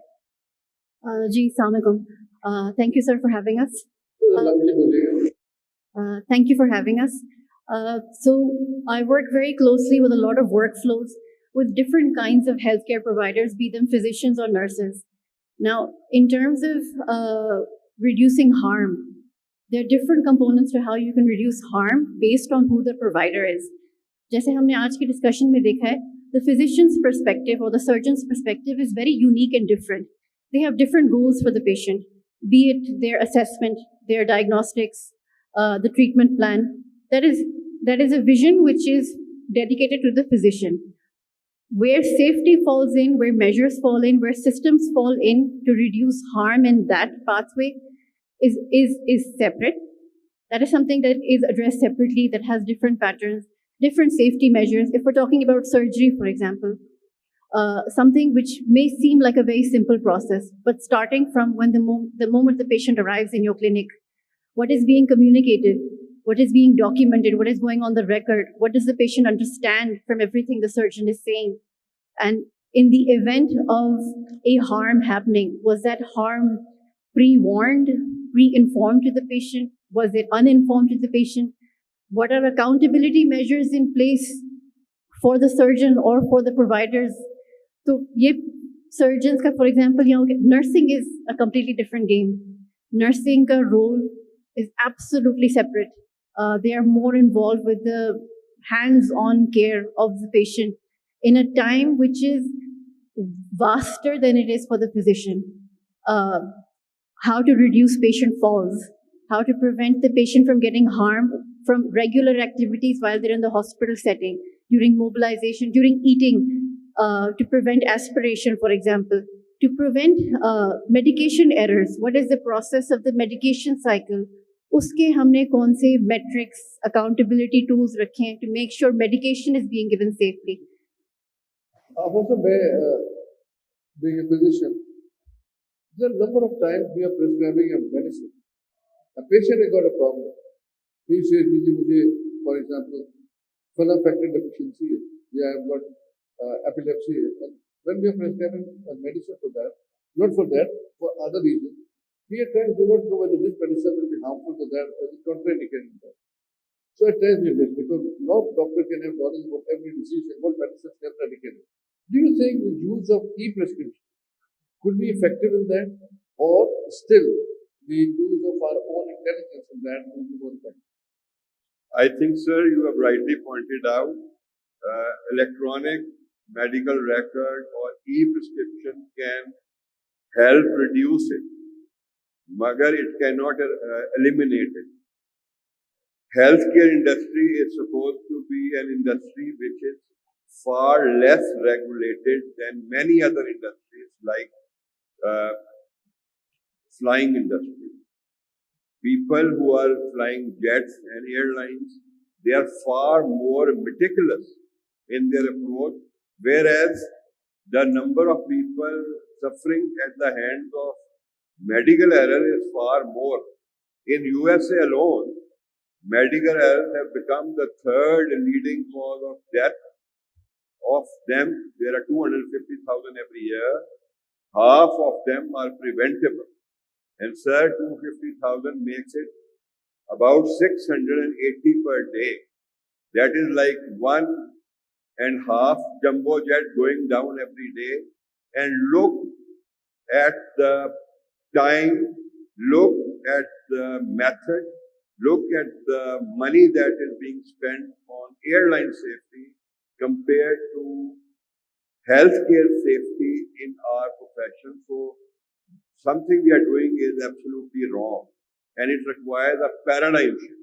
So what do you suggest? Like, as we have very correctly said, there are a number of prescribing errors that we are making. Even the most senior ones make an error in prescription, and they miss on the history of the patient, because EMR is very good, it's a new thing. But practically speaking, as we have been working in the government sector hospital, the prescription when you write the government sector hospital in an OPD with 300 patients standing and you have to pass within 3-4 hours, it's not possible to go for an EMR for each one of them. Either it should be a limited number of patients that you are seeing, but you are seeing an uncounted number of patients. उस condition के अंदर, what do you suggest? What protocol or what safety measures could be undertaken कि आप either it should be at the end of the prescribing doctor or the pharmacy which is issuing should take care of that when the pharmaceutical after prescription जाए that this drug should not be given to this patient or the dosage is not correct. What do you think? How could it be counteracted? I think, sir, you have highlighted the issue in your own question, that it cannot be anyone working in isolation. What we are doing right now is working in silos. Physician working as a physician, pharmacist working there. EMR, I don't think is going to be the solution in Pakistan. There are two things. I am an old school. I believe that if you spend quality time with the patient, that not only builds trust, it also ensures patient safety, and it also ensures quality care to the patient. But at the same time, we have to think differently. The money cannot go to the armed forces of Pakistan and our patients deprived of their due rights. ये कहाँ पर होता है कि 1% GDP से भी कम हम education और 1% से कम हेल्थ पे खर्च कर रहे हैं. This thing will have to change if you want to change or contribute. America में वो कहते हैं कि हम 2,50,000 लोग हमारे मरते हैं हर साल, और वो कहते हैं कि 3 मिलियन लोग मरते हैं दुनिया में हर साल. पाकिस्तान में तो रिपोर्ट ही नहीं होती. इंडिया में 54 million medical errors take place every year, which is among us. So हमारे तो वो figures ही नहीं है. So we have to bring in more money, we have to bring in more resources. और वो पाकिस्तान के कहाँ से आएंगे? डेट सर्विसिंग से आएंगे, आर्म फोर्सेस से लेंगे. ये अभी बात हो रही थी सर कि प्राइमरी हेल्थ केयर पे पैसा नहीं लगाते और इंडस को 10 बिलियन दे दिया. भाई इंडस को 10 नहीं 20 चाहिए, मगर ये नहीं है कि वो ये समझते हैं कि इंडस से लेके नहीं लगाया जा सकता. इंडस को पहले ही ज्यादा चाहिए, आपको मजीद पैसा चाहिए और उसको लाना पड़ेगा in order to improve the health. Or EMR is not the solution, sir. So what we conclude is that though these gadgets are very good, the EMR or the digitalization in Africa, but it is not this case you can have a blanket thing from the US coming to Pakistan and make it. We have to cut it according to our own needs and our own requirements and our own problems that we have. सबसे बड़ा issue ये कि you don't have that much of resources available. जैसे कि robotic के वक्त सिंध में एक बड़ा हंगामा हुआ 2015 whether to buy a robot or not to buy a robot, costing billions of rupees. Whether that should be spent on a robot to be bought or that should be spent on primary health care. Because tertiary health care is given more emphasis upon in every part of Pakistan rather than the primary health care. जबकि दुनिया भर में मैं समझता हूँ primary health care ज़्यादा करें ताकि आपका पेशेंट ही ना है. क्लीन वाटर नहीं है आपके पास, सिविलाइजेशन की कमी है, दे ऑल बेटर. मैं नवीद साहब आपसे पूछूंगा, being a surgeon, sir, we make a lot of errors. I am a surgeon myself. Sir, what checklist, team communication strategies, or data tools you will suggest that can avoid those errors that we make during our surgery? Sir, so this is a very important topic, and I think this is all we being clinicians are meant for. The patient safety first, and these all checklists, they are meant for this purpose. There are many checklists. First is a WHO checklist, and the second is SURPASS checklist, surgical patients safety factors. But sir, I personally believe before we go to the fancy checklist, we need to educate our healthcare providers. And actually, sir, we start with the top-down approach, consultants and then senior residents and then junior residents and actually. The main stakeholders, in my opinion, they are the nursing staff. You may agree or not that most of the time spent with the patient is by the nursing staff. So checklists are there, sir, definitely like WHO checklist. WHO checklist, sir, is basically is meant for mainly in the operating room, before induction and before NCM and before the patient leaves the operating room. It mainly encompasses all that horizon while the patient is inside the operating room. Actually, sir, the safety starts right from the clinic of the clinician. When the patient visits the clinic of the clinician, the safety measures need to be adapted. In the case of preoperative care and then followed by intraoperative and then postoperative care. And the whole scenario is encompassed by the one term that is called these days as perioperative care. So in my opinion, in preoperative care, we should emphasize on detailed history. Actually, sir, I would conclude in one line: go back to the basics. Actually, sir, we have left the basics, and we have done like sir said, like electronic medical records and like EMS system and EMR system, everything. It looks very fancy. It fantasizes someone. We are like advancing in every field, but we have no money with us. So we will have to go back to the basics. We will need to take the detailed history and examine the patient and then assess the comorbids and do a detailed and good pre-anesthesia assessment before the patient is subjected to surgery. And likewise, while the patient is in the ward the night before the surgery, I personally believe no doctor goes to the patient to document the things like which side is to be operated upon, whether it is right side or left side, where the stoma is supposed to be formed. This is done by nursing staff. Right? And the consent form is put in front of the patient. Please यहाँ sign कर दें. What is written in that consent form? Neither the staff nor the patient and nor the tenders don't know anything. So, sir, in my opinion, these checklists, they are very good. But after once we have done our homework, We have taught our basic stakeholders in the wards, in the hospitals, in the OPD. And then, sir, in the operating room, mainly WHO checklist, definitely if it is emphasized in 2 letter and spirit, it can avoid so many avoidable medical accidents, right, sir?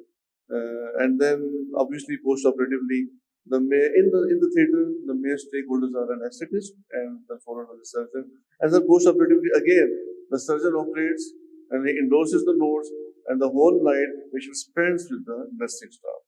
And the nursing staff, the ratio must be 60:1 or maybe 60:2. And I think, sir, basic homework needs to be improved. अस्सलाम वालेकुम। Honourable chief minister साहब, हमारे मोअज़्ज़ज़ मेहमान बलूचिस्तान के minister livestock, पार्लिमानी secretary fisheries, हमारे दीगर मोअज़्ज़ज़ मेहमान, ऑनरेबल एम्बेसडर्स, हाई कमिश्नर्स, मेरे दीगर कलीग, अस्सलाम वालेकुम। जैसा कि आप जानते हैं कि live stock sector total agriculture economy का 64% शेयर है और ये एम्प्लॉयमेंट का तकरीबन 60% से ज़्यादा इसका शेयर है। मुझे ये बड़ी खुशी है कि सिंध लाइव स्टॉक डिपार्टमेंट अपने जो मकासद हैं उसमें सबसे ज़्यादा एनवायरनमेंट चेंजेस को प्रिजर्व करने के लिए आप हमारे स्टॉल्स भी देखेंगे कि हमारा सबसे ज़्यादा फोकस जो है वो ब्रीडिंग पे है, ताकि हम अपनी इंडिजिनस ब्रीड्स को प्रिजर्व कर सकें, क्योंकि वो एनवायरमेंटली इस हीट की जो चेंजेस हैं उसको सर्वाइव करता है।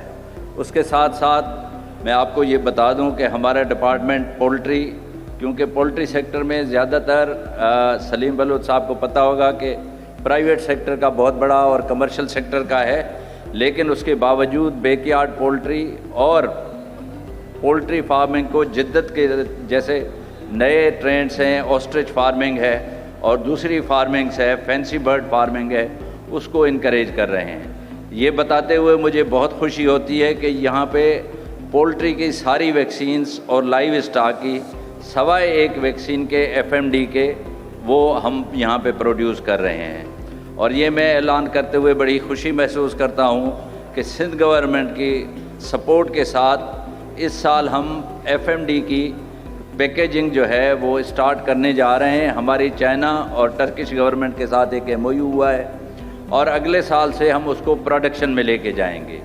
उसके साथ साथ सिंध गवर्नमेंट ने लाइव स्टॉक डिपार्टमेंट को एंटी स्नेक वेनम और ARVs, तो जो कुत्ते के काटने से होती है, तो उसका टास्क दिया है। तो अगले साल से हम ये स्कीम कंप्लीट करके ASV की प्रोडक्शन में जाएंगे और नेक्स्ट फेज़ हमारा ARV है।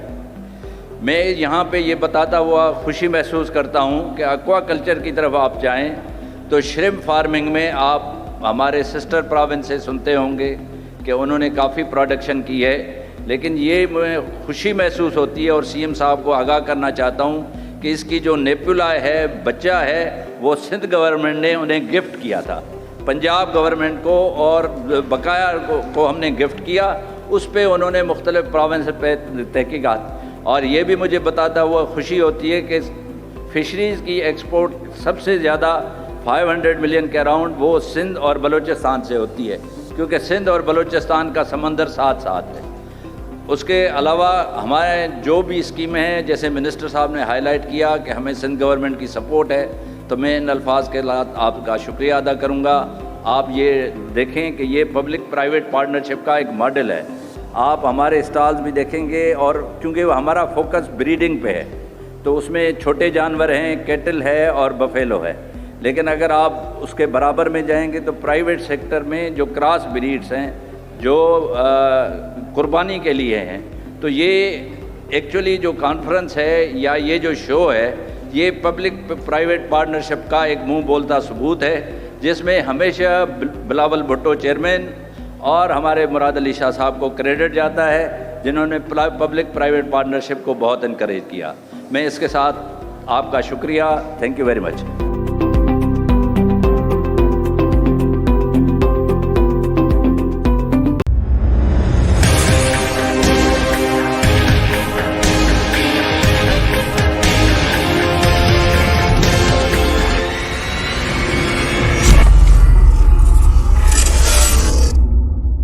Honorable Chief Minister Sindh, Minister for Livestock and Fisheries, Sindh, and Minister for Livestock, Balochistan, and Minister for Fisheries, Balochistan, distinguished guests, ladies and gentlemen, Assalamu alaikum.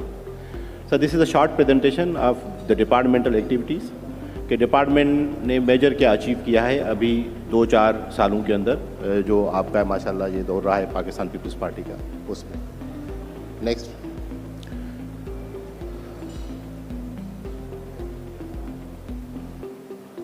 Sir, if you see the livestock is the first largest segment of rural economy.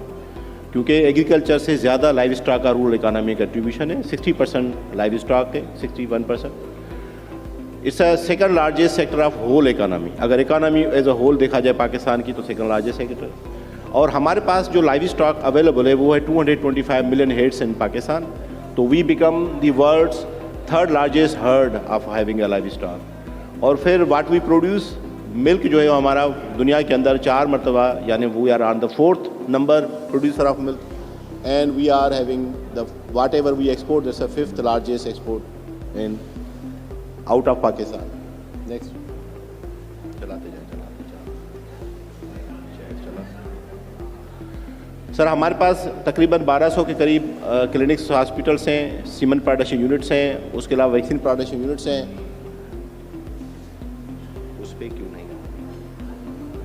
Next. The vision of the department is the transformation of livestock and fisheries sector from conventional towards market-oriented, attainment of food security and export over surpluses and poverty alleviation. तो ये department का आजकल जो नई government के साथ जो हमारा 5 साला प्रोग्राम है उसके अंदर पूरे सेक्टर को हम ट्रांसफॉर्म करने जा रहे हैं और this is our vision. Next.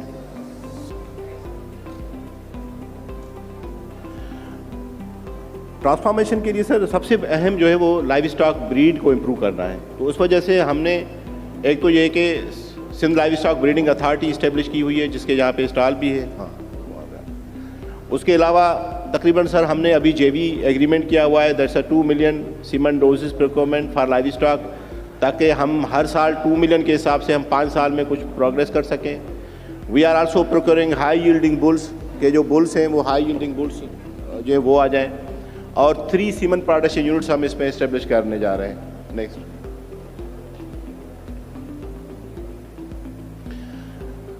Sir Sindh livestock breeding service authority जो 2017 में सिंध गवर्नमेंट ने एस्टेब्लिश की थी उसके तहत तकरीबन 1250 फार्मर्स जो हैं ब्रीडर्स वो रजिस्टर हो चुके हैं और उसके बुल्स वगैरह वो रजिस्टर्ड हैं और वो ऑफ़र हम करते हैं कि जो सर्विसेज के लिए हैं. नेक्स्ट.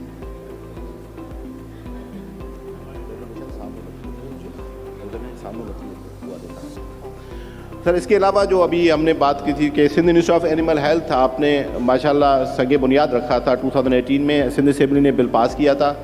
उसके तहत तकरीबन 76 जो हैं वो पोल्ट्री वैक्सीन्स प्रोड्यूस कर रहे हैं, 7 लाइव स्टॉक वैक्सीन कर रहे हैं और आजकल हमें एक नया टास्क मिला हुआ है एंटी स्नेक विनम का. Next.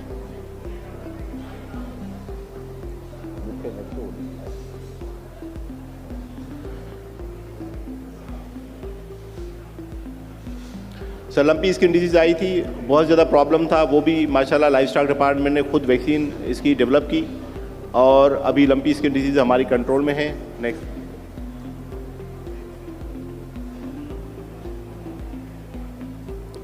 Sir lumpy skin disease में सर हमने ये सीखा कि जो क्रॉस एनिमल थे जो एक्जोटिक थे उसमें ज़्यादा प्रॉब्लम आई. फिर जो क्रॉस एनिमल प्योर ब्रीड थे उसमें बाद में कम आई. जो हमारे क्रॉसेस से लोकल उसमें कम आई. जो इंडिजिनस हमारी ब्रीड थी काऊ की और इसमें बिल्कुल बहुत कम आई. और जो हमारी बफेलो है that was much control against lumpy skin disease कि बफेलो के अंदर कोई इन्फेक्शन नहीं आया. एंड दिस इज़ द मायरेकल क्योंकि दुनिया में जहाँ जहाँ लंपी थी वहाँ पे बफेलो में भी आई लेकिन हमारे यहाँ जो बफेलो है उसमें ये लंपी स्किन डिजीज़ का क्लिनिकल साइंस नज़र नहीं आए. नेक्स्ट. इसके अलावा सर जो नया हमें जो टास्क मिला हुआ है वो एंटी स्नेक विनम का माशाल्लाह उसके ऊपर लैब्स हमारी बन गई हैं. रिसर्च काफ़ी कंप्लीट है और जल्द इंशाल्लाह लाइव स्टॉक डिपार्टमेंट के जो पब्लिक हेल्थ डिवीज़न है उसके अंदर हम जो है एंटी स्नेक विनम की जो सीरम है पहले वो बनाने जा रहे हैं. फिर उसके बाद एंटी रेबीज़ का करेंगे. सर इसमें हम ये करते हैं कि what we have got snakes snake की हम वेनम लेते हैं, फिर हम हॉर्स में उसको डालते हैं, एंड वी हैव इनरिच सीरा, फिर वो हॉर्स की सीरम हम लेके अपने पास रखते हैं, then we going to produce anti snake venom serum please. Sir AAP program जो विजन था जो क़यादत का, उसके तहत के स्टंटिंग एंड मेल न्यूट्रिशन को बहुत कम करना है, उसके तहत सर तकरीबन हम 3,65,000 फैमिलीज़ के अंदर अवेयरनेस दे चुके हैं।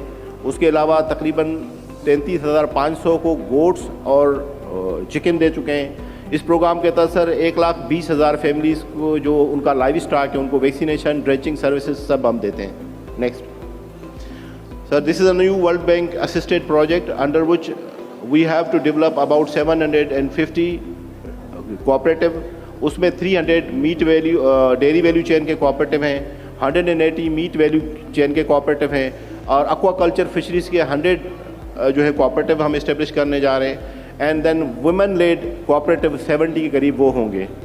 Next, so this is our future program and thank you very much please sir.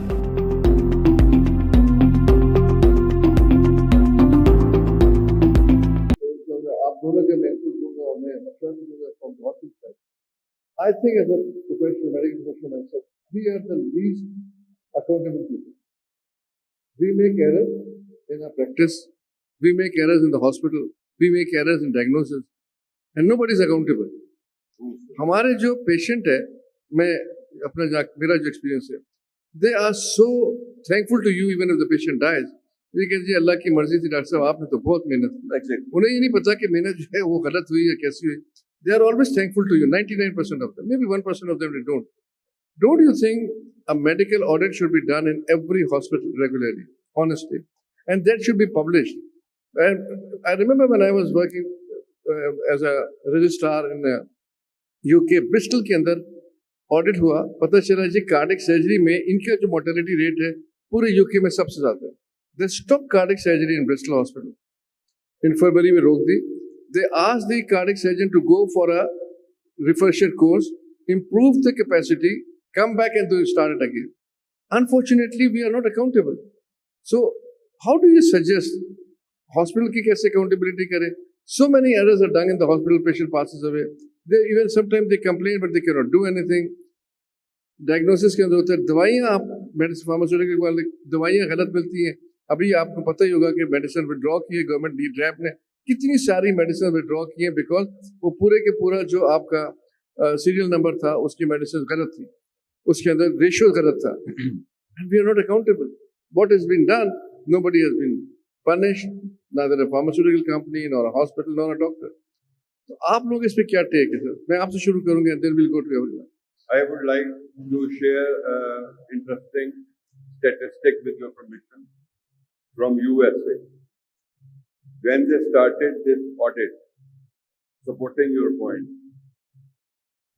they said that the wrong site, wrong procedure, and wrong patient was running in thousands. And in 2018, wrong procedure and wrong site and wrong patient was brought down to 90, just 90 in the entire US, just by putting those protocols जो कह रहे हैं। अब जब मैं USA में train हो रहा था तो जब भी टीका लगाते थे तो भरने से पहले नर्स बोलती थी कि doctor Mohsin injection name, expiry date और उसकी स्ट्रेंथ क्या है, और हम उसको वेरीफाई करते थे और फिर हर IV was given by the physician. Nurses were not supposed to give IV. अब वहाँ पे नर्स प्रैक्टिशनर आ गए जो देते हैं, उस वक्त अलाउड नहीं था। तो we have to change the system, we have to introduce the protocol and we have to rethink the way we treat the patient. You are absolutely right. If you have communicated to the patient properly, we are always very thankful, even when the outcome is not desirable. So we have to, and sir, I think मैं बार-बार एक ही बात कर रहा हूँ, old school, proper history, spending quality time with the patient, examining the patient, and we must realize that when we order investigations, first they are expensive, and about 10% results are not correct. They are faulty because of the process. So we cannot rely 100% on investigation. So the basic thing is important, and we have to do more protocols, more time with the patient. We have to be more strict. Now, Naveed, this medical audit of a hospital, sir, is it a good thing to be done? Does it need to be publicized? Publish किया जाए, लोगों को पता चले. Though it may be a very difficult thing for a hospital to accept that so many errors have been done, but don't you think that is better for the safety of the patient in improving our system? So it is not a good thing, it is a must-do thing. Because if we don't report an error, if we don't publish an error, how can we improve ourselves? Because if one patient suffers today, the next patient will suffer again. So I think the basic reasons why we don't report the facts is, number one, there are so many stigmas involved in this matter. This is like social factors. Maybe it's a blame culture. Like doctor will think that everyone will point towards me. यार इसने देखो ये काम किया, इस वजह से patient मर गया, इस वजह से मोर्बिडिटी बढ़ गई है. And then secondly, sir, might be the reporting might be hidden because of the involvement, the hierarchy. Might be there is involvement of very senior clinician in this error. So hospital and the staff, they will try to like hide the thing and then let it go as it is going on and let the patient suffer. And thirdly, sir, the process of documentation and the process of error reporting it has been made so difficult. In my opinion, I have seen a form of quality assurance department of an hospital. It was so complicated, it was so difficult to read, and it was so difficult to comment upon that everyone would like to avoid it. Yeah, this is where I can do. And if someone reports, suppose I have seen something and I visit you for another reason, मैं आपसे कहूँगा sir मैंने एक चीज देखी है but keep it up to you only, don't mention it somewhere. So we try to hide because things have been made difficult and there is always a risk.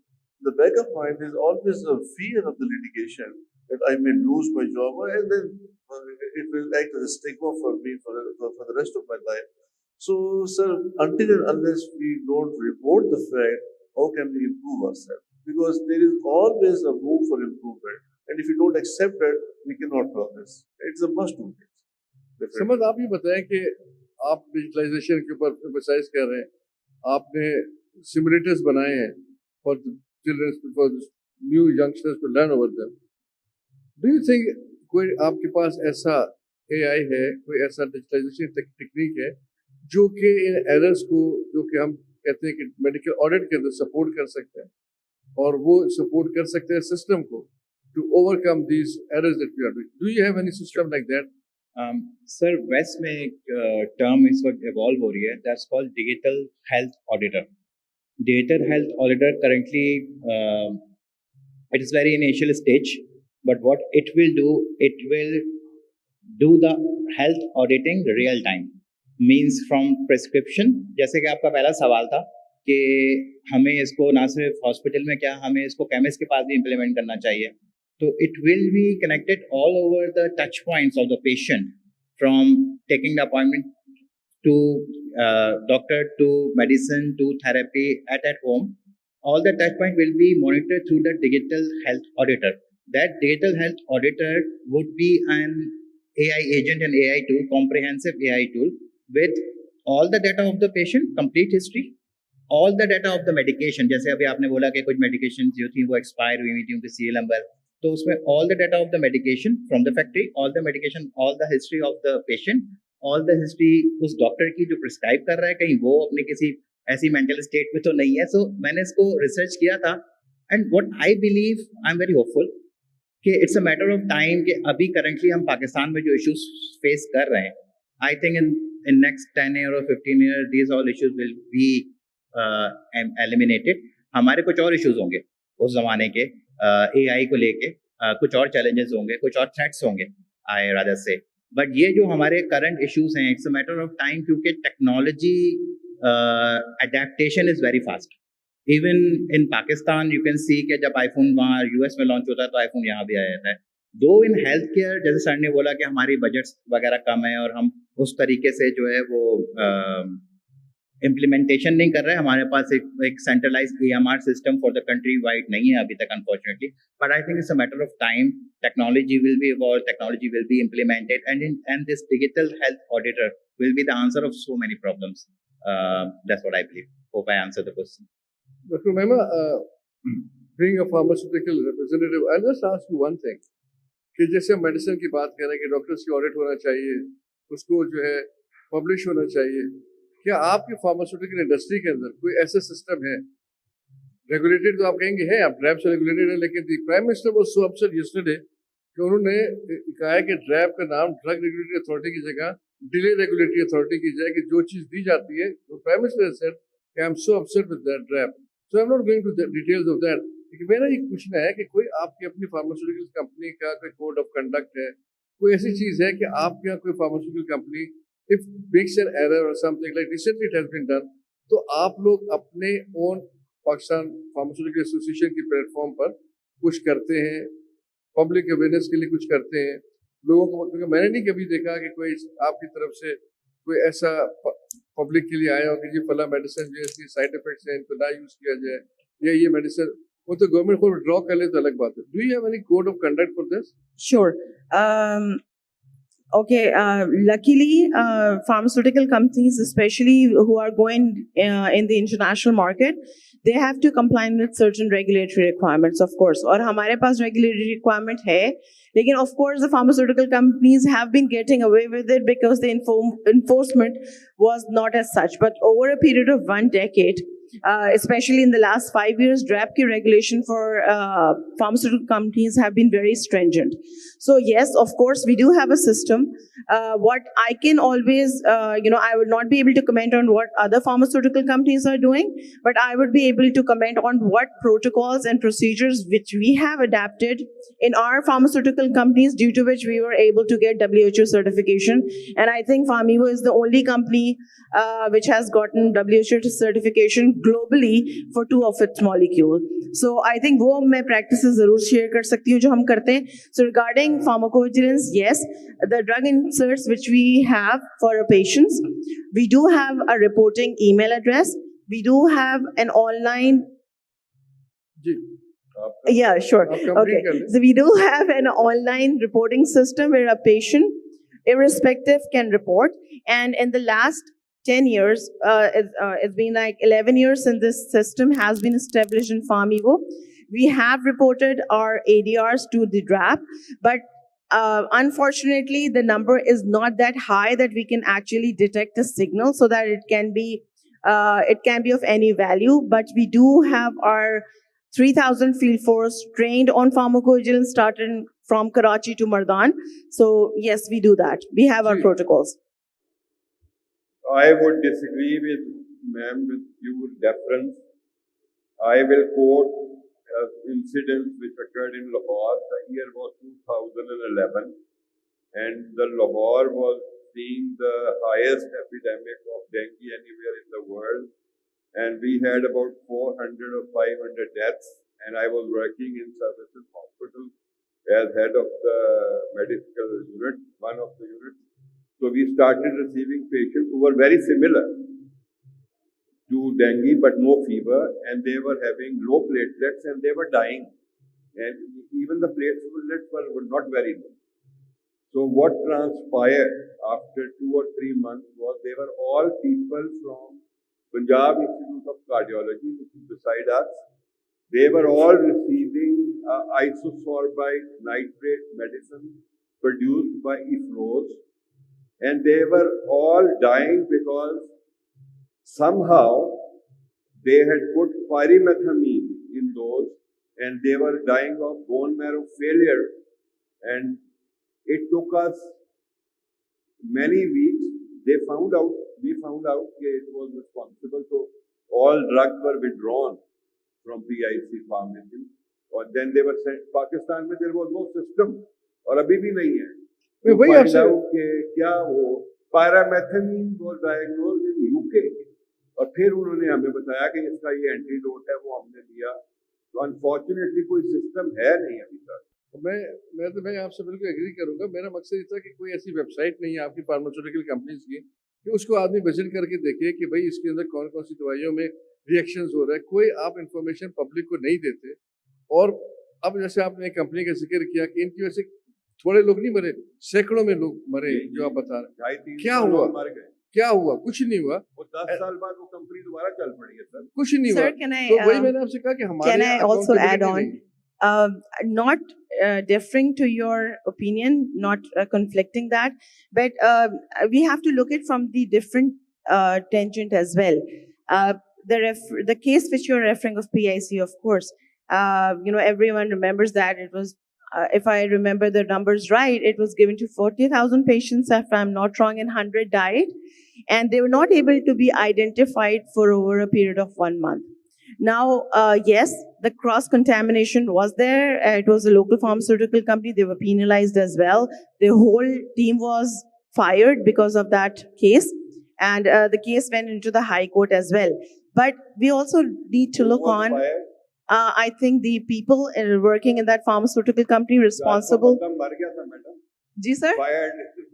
No, this is what I got to know. I'm not a part of, I have never been a part of that company, so I don't know. But my only submission is that we need to look at from the other perspective. The hospital also did not have a proper recording system. The hospital did not have a quality system as well. So, आप बताएं कि ये जो problem है ये खाली pharmaceutical या medicine में नहीं है, हॉस्पिटल्स के अंदर भी there are lot of complaints and you are fully aware of that. Many hospitals patient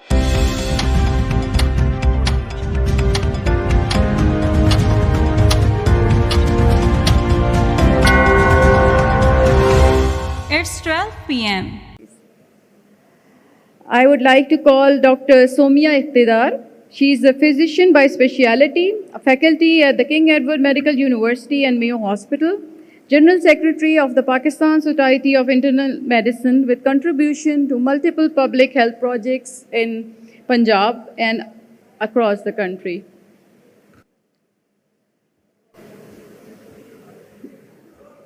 Welcome, Dr. Somia. Then I want to call upon Dr. Asif Imam. He is an immunologist and internist by specialty. He is a consultant at the Aga Khan University and South City Hospital. He is the founder and chairperson Board of Trustees of the Sina Health and Education Foundation.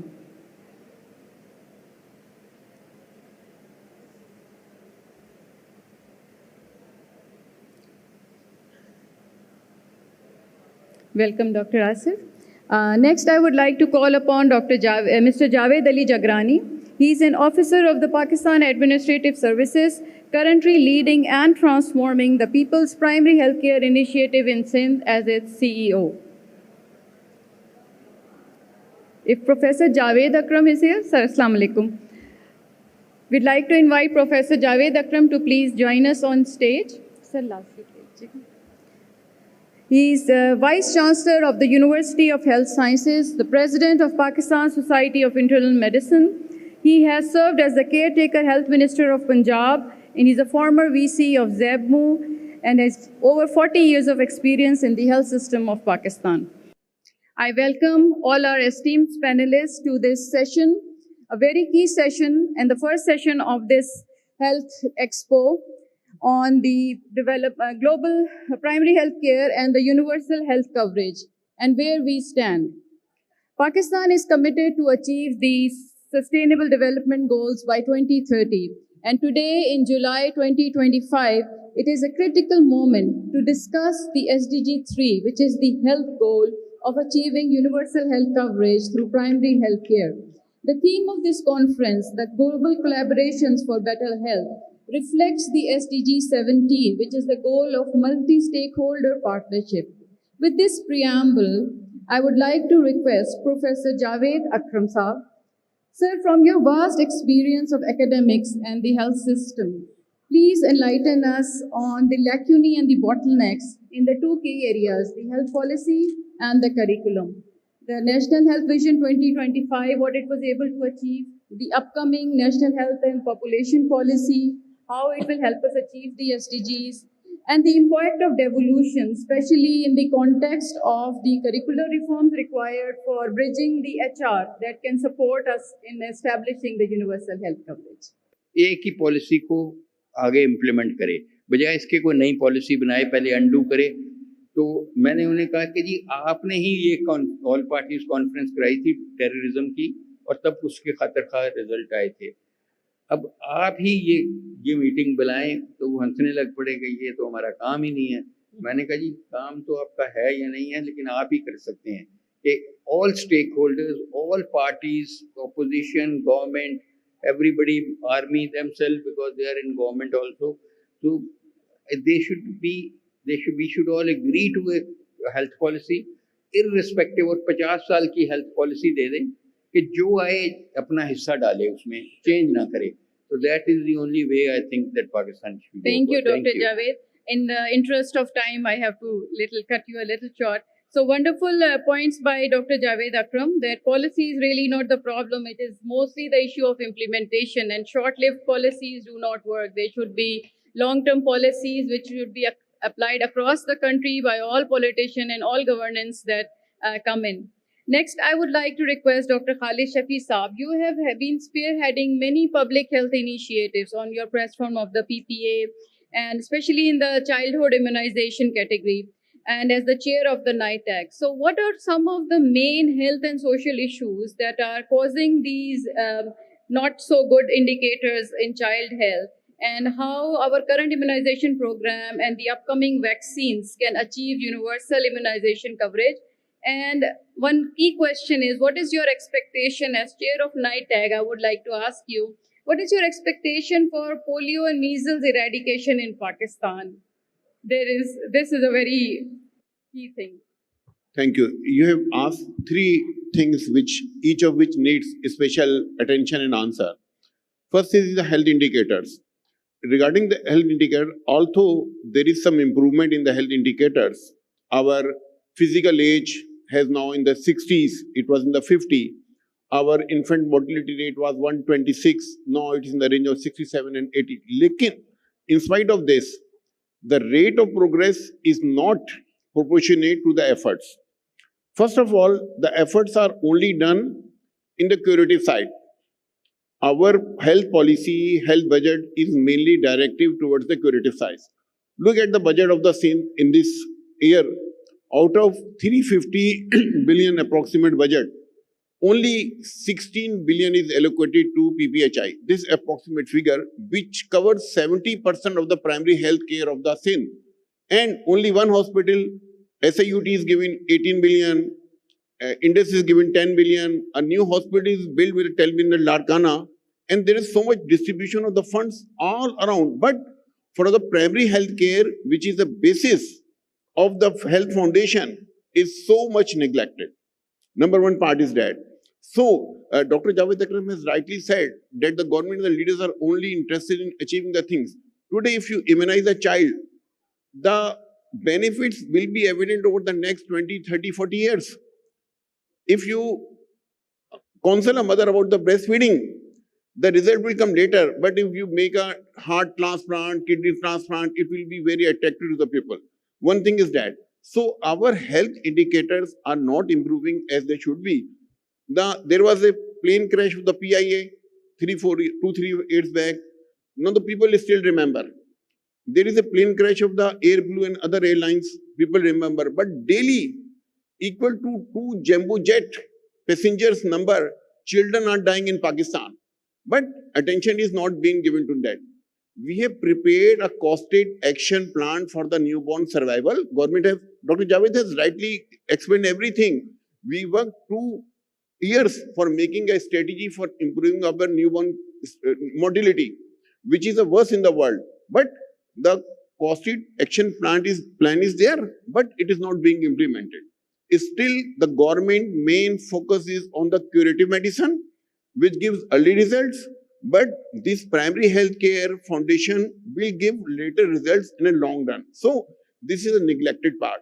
This was your first question. And the second question was, remind me, that was about the immunization. Okay, the main issues which call number one is the lack of the civic infrastructure. For example, I give you an example. When this rotavirus vaccine was introduced in the EPI program, we were very hopeful that now the hospital will not be treating so many patients with the diarrhea. But still, our lack of infrastructure, good hygiene, sanitation, safe water, it is not being complemented with that. In the Western world, they have achieved attention on the health issues plus improvement in the civic infrastructure and the hygiene and the safe water, etc. This is a total ignored part. Our first priority should be to provide the safe, clean drinking water to our people.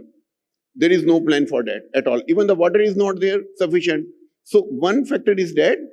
Other factor is that I have just explained that we are curative minded, not preventive minded. Second factor is from the other side, that is a demand. That is demand. There's so many good programs are there, but the people are not availing then because of the number one, poor literacy rate, lack of awareness, and lack of the sense of the health education. For example, vaccine program is there. The government purchases vaccine for every newborn who is born in Pakistan, but the utilization is less than 70%. There are other factors for that. Our misbeliefs is still, we have so many misbeliefs that of the people, we go door to door for the eradication of the polio, but the people refuse for that. So one thing is that, now coming to that, what is our expectation about the polio program, polio eradication, the measles elimination? Regarding the, if we take it the program as a polio control program, this is a very successful program because there are very few cases of polio. But for the eradication, which is an absolute process, we have to go far beyond this. So much energies and so much funds are being allocated to polio program. Even the Prime Minister, Chief Secretary, everybody is committed.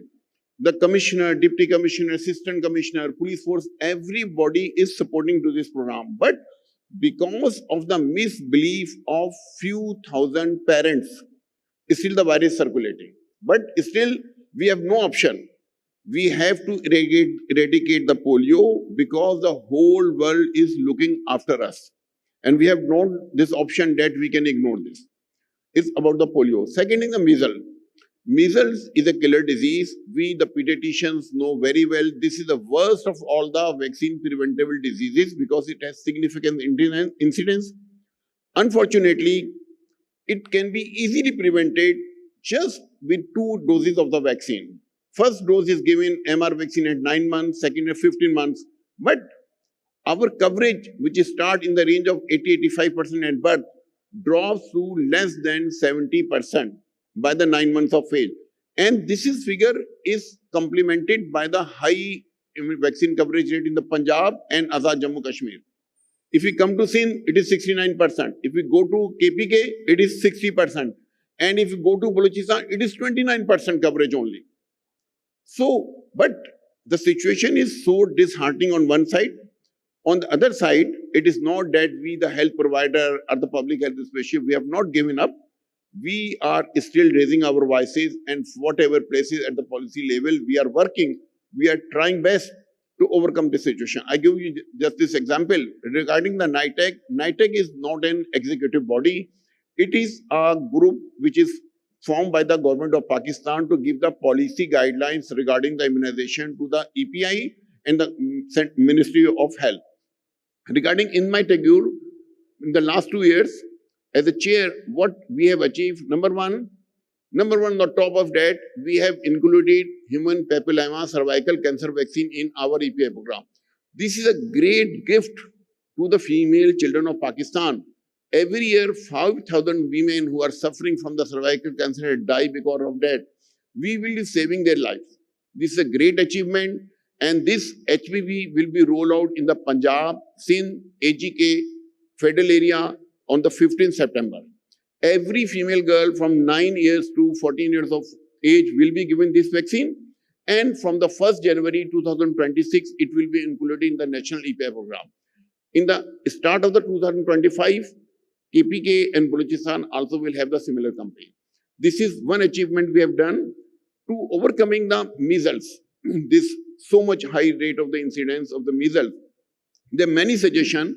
At an ad hoc process, we are going to have an SIA, special immunization activity in the November, where all over the Pakistan, we will be vaccinating the children from the 6 months to 5 years of age. So after this, we are working, the NITAC is working on the measles elimination strategy. and we are working that we will control the measure to such a level that it will not be a public health problem. Still, it is the major vaccine preventable disease. The cases are there. The hospitals are most of the time flooded with this. These two are the main achievements regarding the NITAC. The NITAC Pakistan has recommended, first of all, I will want to share with you, now the NITAC has the vision that the vaccine for all ages, which is called the life course vaccination. Till now, the vaccination program was limited to the children under 2 years of age and the pregnant ladies. But now the NITAC has given the vision that all the people of all the age deserve vaccination, whatever is required. In the first step, we have recommended that the vaccination coverage should be increased to the 5 years of age. As an ad hoc measure, the big catch-up company is there. It is being done in Pakistan. And hopefully, this recommendation of the NITAC will be accepted by ministry. And by the 2026 start, we will be having children who miss the doses till 5 years, they will be eligible. I have 1 minute now. We can have 2 more minutes later on, then we can continue with that. Thank you so much, Dr. Khalid. Very interesting insight that one side, the budget is an issue, that it is not directed to the right area. And on the social side, the literacy and the demand issues, and then the problems with the civic infrastructure. And it was wonderful to know about NITAC and how we can expand these suggestions and incorporate them. The next, I would like to invite Dr. Somia Iqtidar, and I would wanted to ask you that Pakistan's current demography, it basically has a youth bulge and over 15 and towards the 60 years old. For any country, this is a demographic dividend, economically speaking. These people should be nice and healthy and contributing to our economic growth.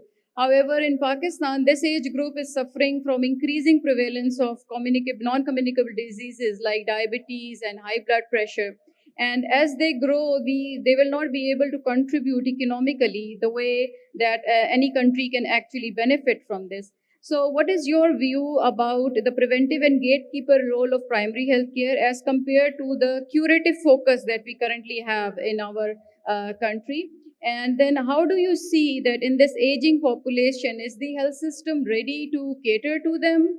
What do we need to do? Because when these people grow up with all these non-communicable diseases, there is a huge chunk of economic burden on the country. So I think you have a presentation. Please, can you help us start that? Thank you. Okay. So thank you very much. Good afternoon, everyone. My name is Dr. Somia Iqtidar, and we are all aging. And it's one of the life's few guarantees that we will age with every passing day.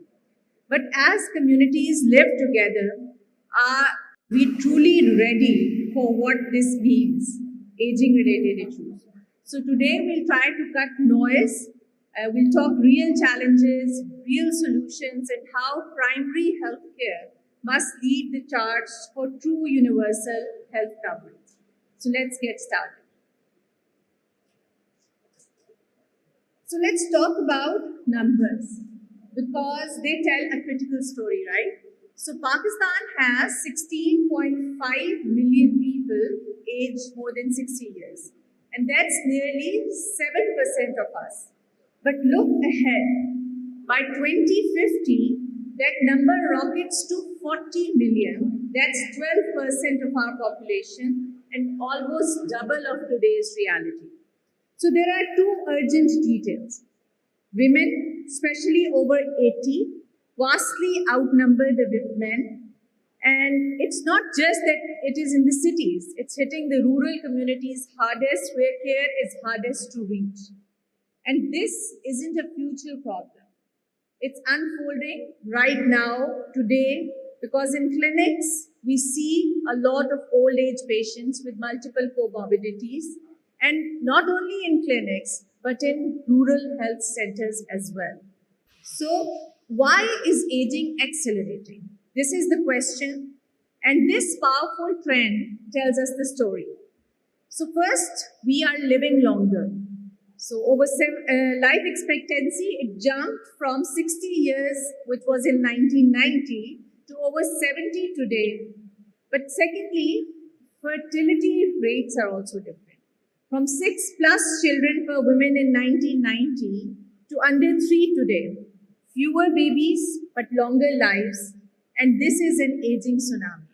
So by 2050, this curve shows a 40 million elders which will be waiting for care. And this isn't accidental. It's actually a demographic transformation. So these numbers aren't just stats. They are people, and our system is struggling to catch up with them. And let's have a reality check. Primary healthcare isn't built for seniors. When we talk about primary healthcare, it's usually mother and child healthcare or a younger population.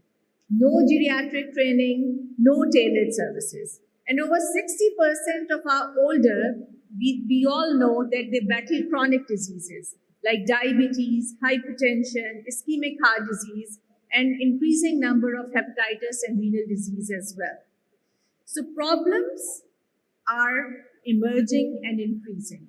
And programs like if we talk about Punjab, Sehat Sahulat, they fall short. They skip outpatient care and home health, and that's exactly what elderly population needs. So the families are drowning, especially the women, and it's a system failure. And what's the solution? Prevention, which barely exists. So we are reacting and actually not preparing for the future. There are no dedicated geriatric care facility in the country. This was stated in 2023 by Pakistan Medical Association. And that is so true. Geriatric care isn't taught in the medical schools. There are no specialized clinics for complex elderly needs.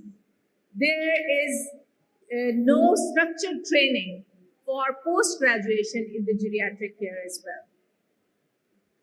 So the gaps are straining our entire system. This leads to uncoordinated referral systems. Rising demand for chronic diseases management puts a burden because these are lifelong diseases and they need a long-term care. There are weak social protection and many seniors face poverty, illness, which is a dangerous mix. And there are no long-term care models available. We improvise daily, and obviously, if on a daily basis you are doing this, that's unsustainable. So it's a flying blind. Without age-specific data or digital tools, we are just guessing and not saving. So this isn't just insufficiency, it's real lives in the balance, and we need to do something about it. I'm just trying to show you here about the international medical graduates in specialities in the USA. This is just to give you an idea when we compare it with Pakistan. That 51.2% that is for of the international medical graduates in US actually go to the geriatric medicine. This is more than all the subspecialties that they opt for their training. But the situation in Pakistan is completely opposite. There is just a handful of geriatric specialists for over 16.5 million elderly people. There are only 2 formal pathways which exist. One in AKU, which runs a fellowship program in geriatric medicine, and there is a CPSP-linked, Birmingham-linked program in UK where they provide training. So this is the progress, I would say, but it's a single drop in the ocean of need. We need every medical college training geriatric experts, and we need every district hiring them because the foundation is laid, and now we have to build on this by improving our systems. So how do we scale? With 4 non-negotiable pillars: education, clinical systems, policy, and research. If we invest in them, I think we can come up with something which can help us in the future. But we also need to know that UN has declared this is the decade for healthy and age-friendly environments, and that's our primary healthcare hubs and mobile units. So we have to combat ageism by training providers to value elders' dignity. We have to develop integrated care by linking clinics, homes, and social support. And we need to have a long-term care plan by piloting the community centers. So the Pakistan's action plans aren't optional, they are a global priority because UN also demands for this. So now let's build our plan to match the international standard. And we have to shift our focus on the health care instead of sick care. Unfortunately, we are treating patients and not preventing illnesses, which is the need of the hour. So prevention starts from the pre-geriatric care. So regular and moderate physical activity since childhood has to be encouraged. The nutrition services has to be improved. We have to tell our youngsters to abstain from smoking and alcohol and avoid self-medication. We have to engage them in healthy hobbies like reading, writing, sports, and listening to music. And in some countries, they have this financial security in adulthood itself program, which is an old age social and income security program with the name OSS. So we have to start in the pre-geriatric if we want to improve the care of our elderly. So the primary prevention starts with health education. We need to improve immunization. We have to work on screening of chronic health conditions like diabetes and hypertension. We have to improve our dental services as well because they are also very important, especially in the elderly population. Exercise program, nutritional interventions, and in females and men also sometimes hormone replacement therapy is the need of the hour. Coming on to the secondary prevention, we have to screen for diseases like diabetes by doing a mass community level screening programs because diabetes has become the #1 disease in the adult population in Pakistan globally. We have to have mammography or ultrasounds of the breast for the early detection of breast CA, pap smear for cervical carcinoma, chest x-rays for lung carcinoma, fecal occult blood and sigmoidoscopy is recommended after certain age, especially with a family history for detection, early detection of colorectal carcinoma. Screening for ocular diseases, like if you have diabetes, screening for diabetic retinopathy or glaucoma, which is also very common in our population, and hearing evaluation. And these all come under the secondary prevention. Talking about tertiary prevention. So when illness strikes, recovery isn't just medical. It's just about restoring dignity we owe to our elders. So pediatric care, dental services, counseling, rehabilitation, this is all healthcare. So we have to invest in all of them in prevention and not in the cure. Geriatrics basically is not a single disease. It's about whole people with layered needs. And this is the 5 M's global model, which includes mind, mobility, medication, and what matters most, and multi-complexity. We know that old age is accompanied by multiple chronic conditions, advanced illnesses, and complicated biosocial needs. So this all has to be kept taken care of when we plan geriatric services. So I will just give few recommendations over here that what needs to change. PHC reforms. So age-friendly primary care and rural mobile units, they can be a helpful step. Then training the specialists, launching of formal geriatric programs because skills matter, and expand the Sehat Sahulat card-like programs covering home care, outpatient support, and filling the gaps. Then pilot the care centers, which is our community hubs for long-term needs, and we have to start locally and then expand. We have to invest in digital health, telemedicine for chronic diseases and mental health because technology saves time, and data system. We have to track the data, monitor access outcomes and costs, and this will help us in the long run. So geriatric team is not only doctors. We need to produce not only geriatricians, but nurses, physiotherapists, health workers, social workers as well. So I will end here by saying that investing in equitable, age-friendly healthcare systems in low and middle-income countries in particular is just not a moral imperative, but it's an economic necessity. So when we empower our older population, it enhances the societal well-being and it builds the resilient communities for future generations. So are we ready? My answer will be not yet, but we can be. Aging is a success story if we plan for it. This is a cross-cutting issue including health, gender, economy, and just not related to primary healthcare only. We must move from reactive to a proactive care model, and let's build systems that respect age, support independence, and promote equality. Thank you very much for it. Thank you, Dr. Sumia. Very insightful information that we have to build health care, not sick care.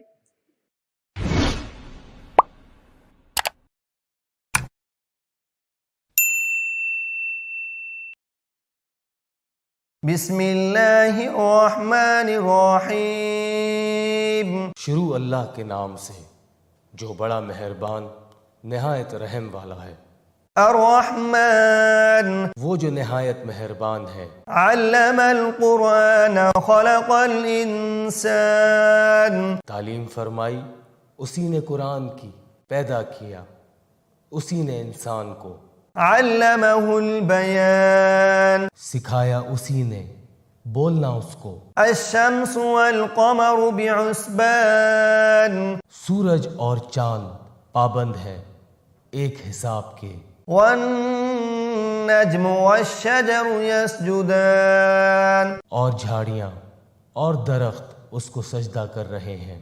वस्समाअ रफ़अहा ववज़अल मीज़ान, और आसमान को बुलंद किया उसी ने और कायम कर दिया मीज़ान अदल। अल्ला ततगौ फिल मीज़ान, ताकि ना तजावुज़ करो हद से निज़ाम मीज़ान में। वअक़ीमुल वज़्न बिल क़िस्ति वला तुख़सिरुल मीज़ान, और कायम करो सही तोल इंसाफ के साथ और मत कम करो तोलते वक्त। वल अर्ज़ वज़अहा लिल अनाम, और ज़मीन बिछाई उसी ने खलकत के लिए। फ़ीहा फ़ाकिहतुन वन्नख़्लु ज़ातुल अकमाम, इसमें मेवे हैं और खजूर के दरख्त हैं जिनके खोशों पर गिलाफ होते हैं।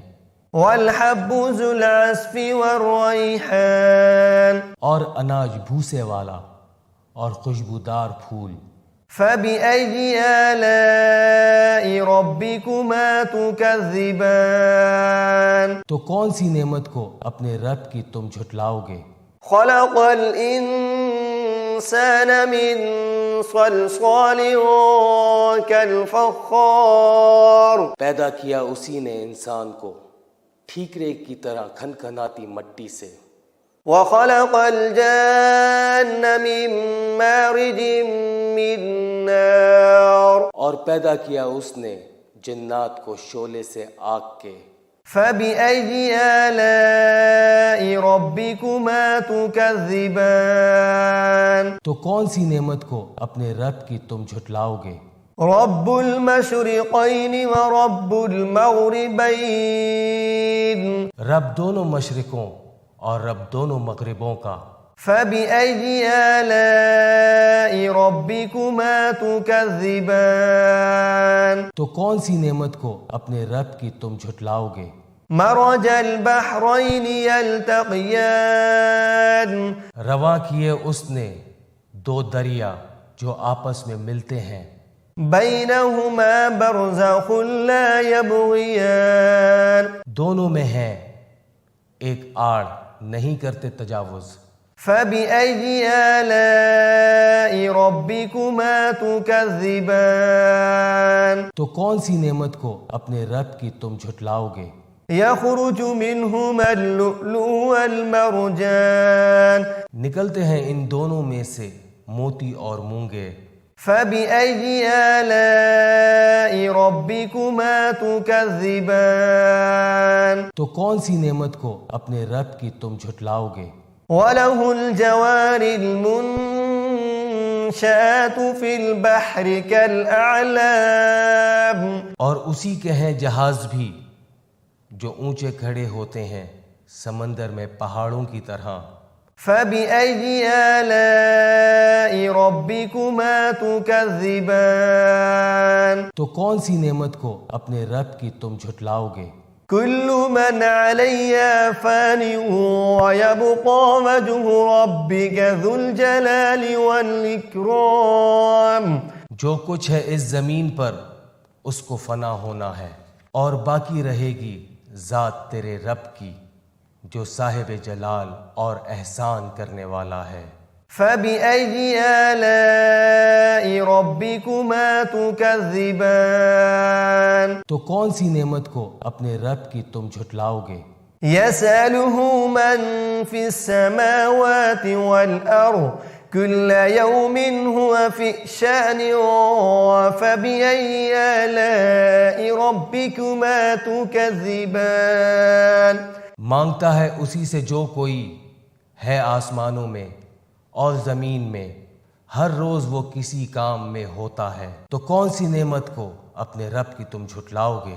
سنفرغ لكم أيها الثقلان अन करीब हम फारिग होते हैं तुम्हारी तरफ, ए दो बोझल जमातों, जिन और इंसान। فبأي آلاء ربكما تكذبان तो कौन सी नेमत को अपने रब की तुम झुटलाओगे? يا معشر الجن والإنس إن استطعتم أن تنفذوا من أقطار السماوات والأرض فانفذوا لا تنفذون إلا بسلطان فبأي آلاء ربكما تكذبان ए ग्रोहों, जिनों और इंसानों को अगर तुम्हें कुदरत हो के निकल जाओ तुम किनारों से आसमान और ज़मीन के तो निकल जाओ, नहीं निकल सकते तुम सिवाय जोर के। तो कौन सी नेमत को अपने रब की तुम झुटलाओगे? يرسل عليكما شواظ من نار ونحاس فلا تنتصران छोड़ दिए जाएंगे तुम पर शोले आग के और धुआं, तो फिर ना कर सकोगे तुम उनका मुकाबला। فبأي آلاء ربكما تكذبان तो कौन सी नेमत को अपने रब की तुम झुटलाओगे? فإذا انشقت السماء فكانت وردة كالدهان फिर जब फट जाएगा आसमान तो हो जाएगा वो गुलाबी तेल की तलछीट की तरह। فبأي آلاء ربكما تكذبان तो कौन सी नेमत को अपने रब की तुम झुटलाओगे? فيومئذ لا يسأل عن ذنبه إنس ولا جان तो उस रोज ना पूछा जाएगा उसके गुनाहों के बारे में किसी इंसान से और ना किसी जिन से। فبأي آلاء ربكما تكذبان तो कौन सी नेमत को अपने रब की तुम झुटलाओगे?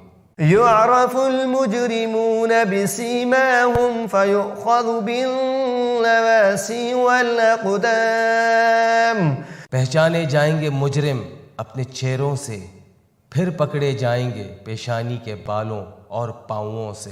فبأي آلاء ربكما تكذبان तो कौन सी नेमत को अपने रब की तुम झुटलाओगे?